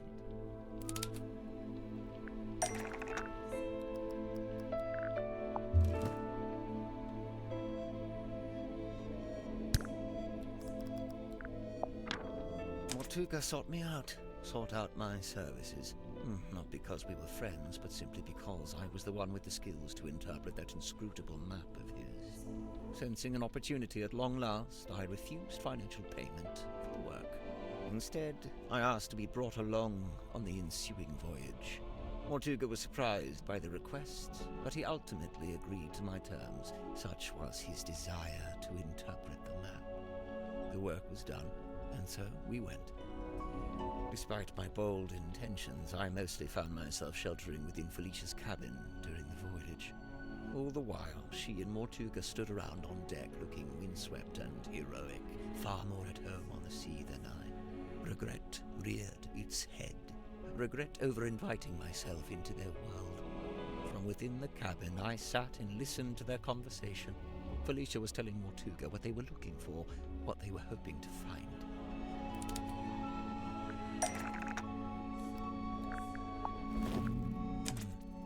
Did Felicia know what it was before she found it? Somehow she did. Her description to Mortuga was thus: a mask worn over the head. It facilitates communication with an ancient being of eternal mystery. That's really how she worded it. With the right contraption in your pocket, even the great unknown may be quantified and calculated. And here it was. Not a map, not a compass, but a communication device. A translator. Besides knowing what it was, Felicia also knew how to find it. How its location in the ocean would be marked with a wooden buoy that glows with green light. We waited. Night fell. But before long we were indeed signaled by this very light, and the buoy was sighted. Mortuga hauled it up, pulled it all up, right onto the deck. It was heavy, but he was strong.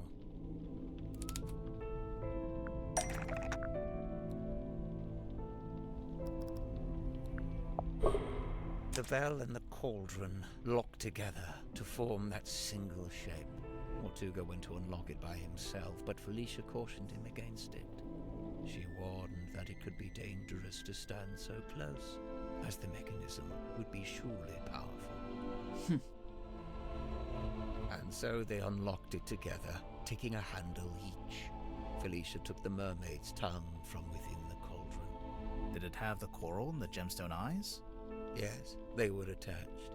And what about the necklace? Felicia had it around her neck. She'd come prepared, clearly. Did she use it? Yes, I watched her do it. She used the necklace key to wind up the mermaid's tongue and placed it over her head. Felicia spoke through the mask. Her voice was changed. The mermaid was summoned. Entranced, I rushed out onto the deck and leaned over the side. Mortuga clambered up to the wheel in an attempt to steer us away from harm. The mermaid reached out and grabbed the wheel. And Mortuga's right shoulder? Yes, of course. His fingerprint mark. Mortuga held fast, but a portion of the wheel broke off and fell into the ocean. With her other hand, the mermaid grabbed the mast, almost snapping it in two. The ship buckled and I was thrown off the side into the ocean. I was underwater, but I was held in place by a hand, her hand. She was speaking to me, but it was a language I could not understand. I wanted so much to understand. Sensing the disconnect, she let go. A moment passed, a lifetime. I became vaguely aware that I was about to drown, but I didn't want to leave. At this moment, the broken piece from the ship's wheel floated up in front of me. By its intervention, I was reminded of my earthly existence, my life beyond this singular moment. I was overwhelmed with a cowardly desire to return to the surface, to see the sun, to live, to breathe. I grabbed onto the broken wheel and let it carry me up to the surface. The mermaid was nowhere to be seen. Neither was the dearest Selena. Wait, the wood from the broken wheel.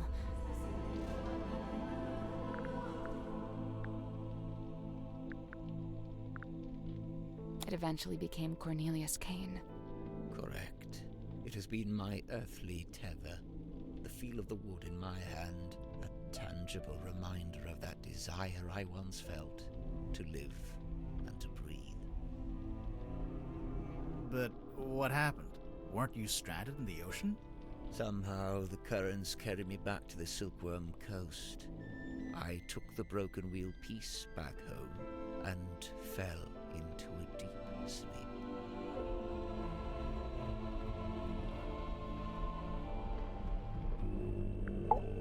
After I awoke, I went looking for Felicia. Not Mortuga. No, Felicia.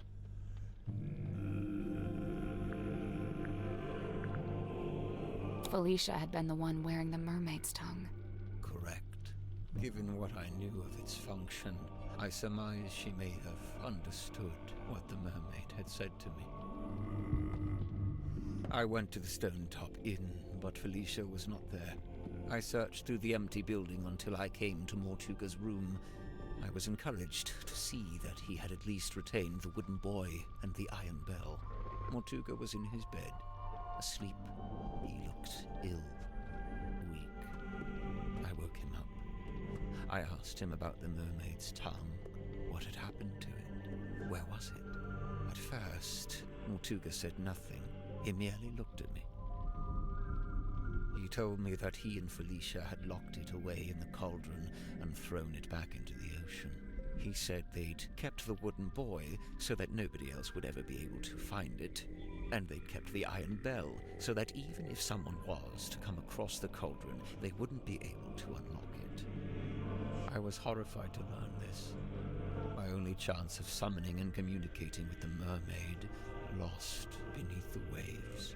Or so I thought. Did you ask about the necklace key? Mortuga hadn't mentioned it, and I did not ask about it. At that time, I simply assumed it had been left in the mouth of the mermaid's tongue and thus would be in the cauldron. I demanded that we take the dearest Selena back out on a second voyage to recover the sunken cauldron. Mortuga said it was impossible. For one, the dearest Selena couldn't recover it from the bottom of the ocean if it was not attached to the buoy. And secondly, Felicia had decommissioned the ship and it was being taken apart at the shipyard. In explanation, Mortuga handed me a folded piece of parchment.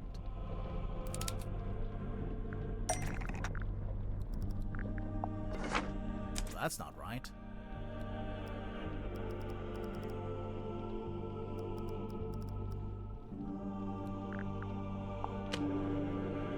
That's not right. That's not it. It had inscribed a note from Felicia. She was to be leaving town immediately. She did not say where she was going. Mortuga told me he had slept through Felicia's parting visit. He was distraught over it, heartbroken.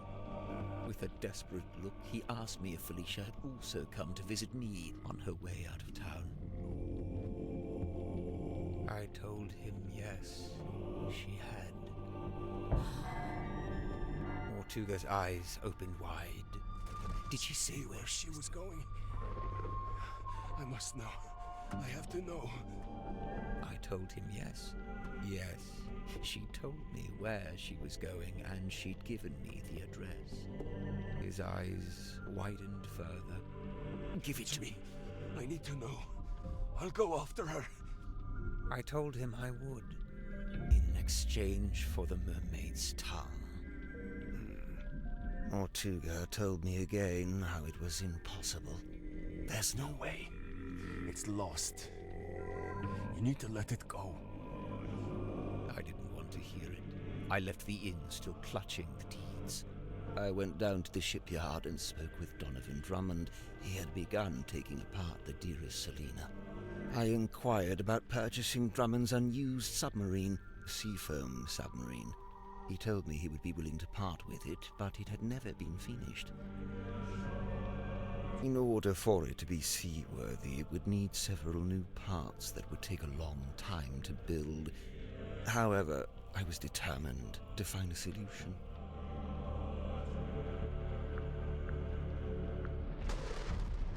You offered to buy both the Seafoam submarine and the dearest Selena. Correct. I suggested we could use parts from the sailing ship to finish the submarine. Drummond merely asked how I was going to pay for 2 vessels. I showed him the deeds to the Stone Top Inn. He accepted it as payment. Is the inn really worth as much as 2 vessels? Perhaps not. But in truth, I think Drummond was glad to have an excuse to part with them. Besides, I knew all too well the allure of a worthy challenge. A chance to put one's skills to their fullest. Indeed, the task of combining the 2 incomplete vessels into a single seaworthy one was highly intriguing to him. And so, it was done. But if you commissioned it, why was it called the Mortuga submarine? Who painted that on the foredeck? Drummond did. He didn't want it to say Seafoam any longer. Too many painful memories. But why Mortuga and not Grip?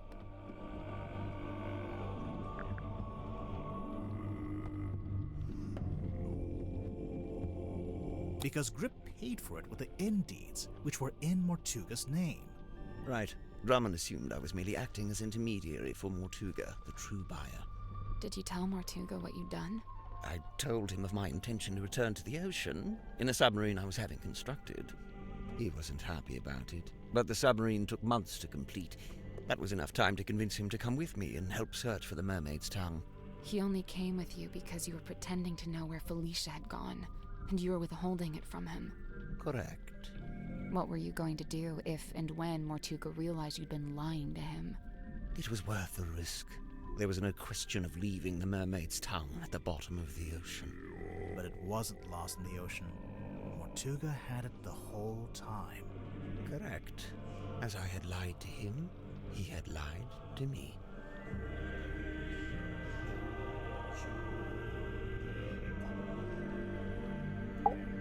You get 10 minutes. Then it's my turn. What are you going to... Actually... Mortuga smuggled the mermaid's tongue onto the submarine before we left. He didn't want to leave it behind, but he didn't want me to know he had it. Smuggled? How?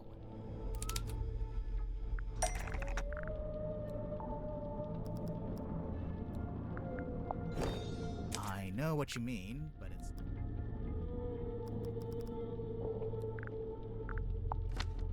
Mortuga sent me a letter, inviting me to join him on the submarine.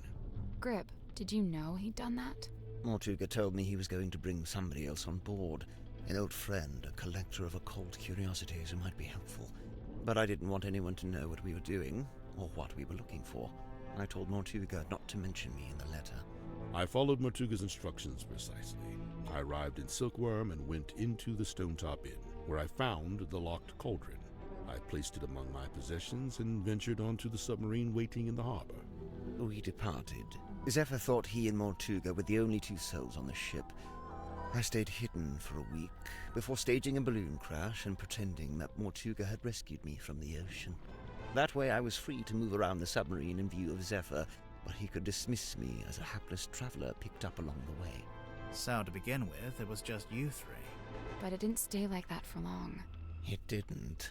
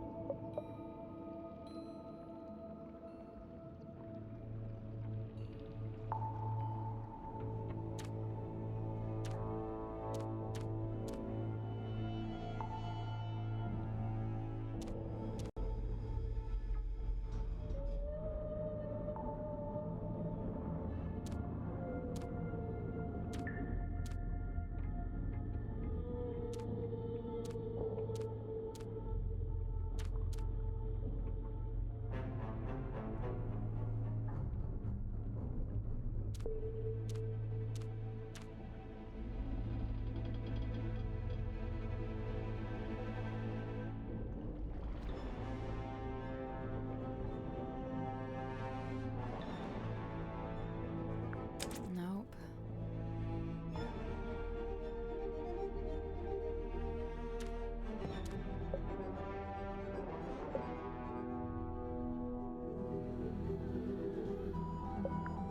Guess that's wrong.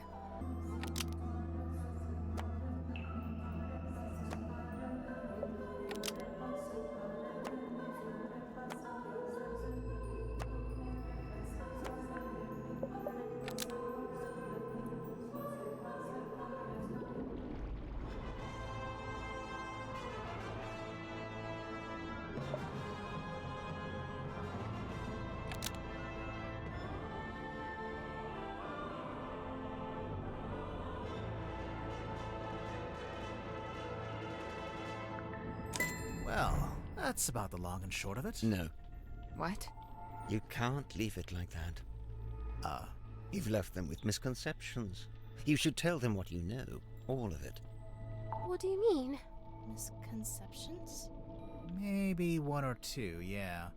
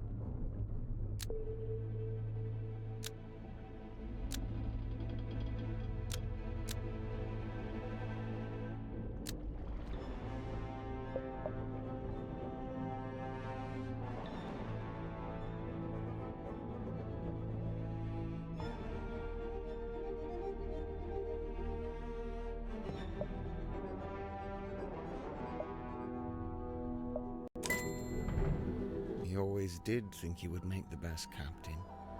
And he did want to leave. But he couldn't. Not without the information he so desired. Not just that. Since it turned out he had the Mermaid's tongue on board the entire time, I don't think he wanted to leave me on the submarine with it. He didn't want me anywhere near it. He was trying to protect you. I'm aware.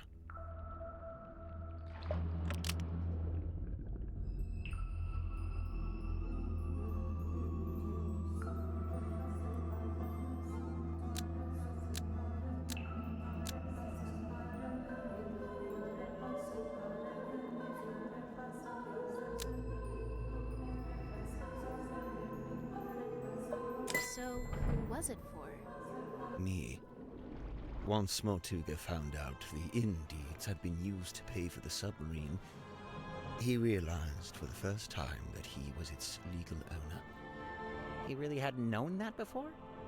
No, he'd always assumed I paid for it with my own money.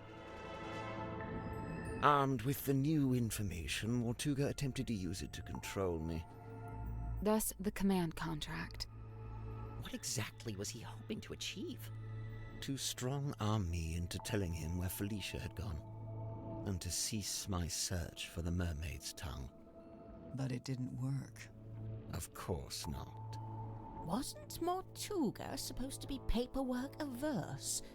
I'm surprised to learn he would try to control someone with a contract. Where would he even get an idea like that? That's my bad. I ended up telling him all about contracts, you know, what they are, how they work.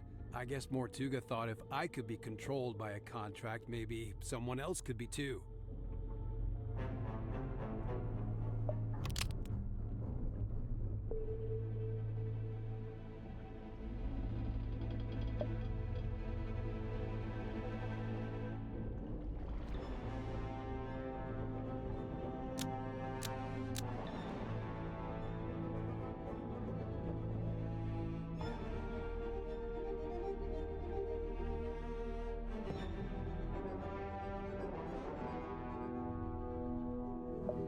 So Mortuga wrote the letter?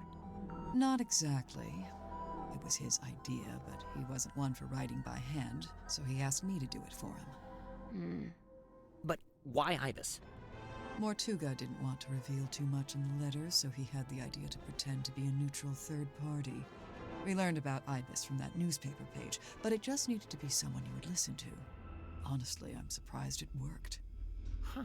This explains why Mortuga kept asking about my father. Oh yeah, I was wondering about that.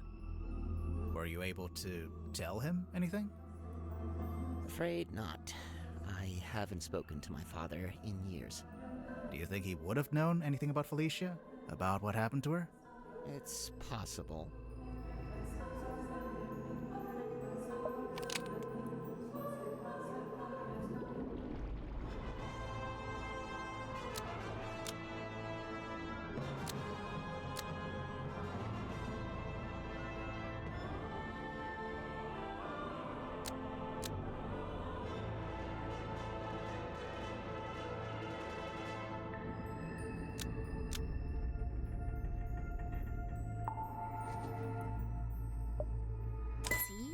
told you, you didn't make him sad. He just learned about the death of his beloved friend. What I did, it was... You didn't know. Symmetry, let it go.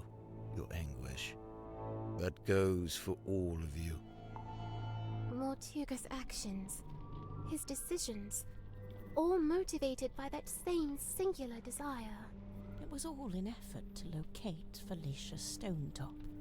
Her. Likewise, it transpires that Godric's actions were also motivated by a singular desire.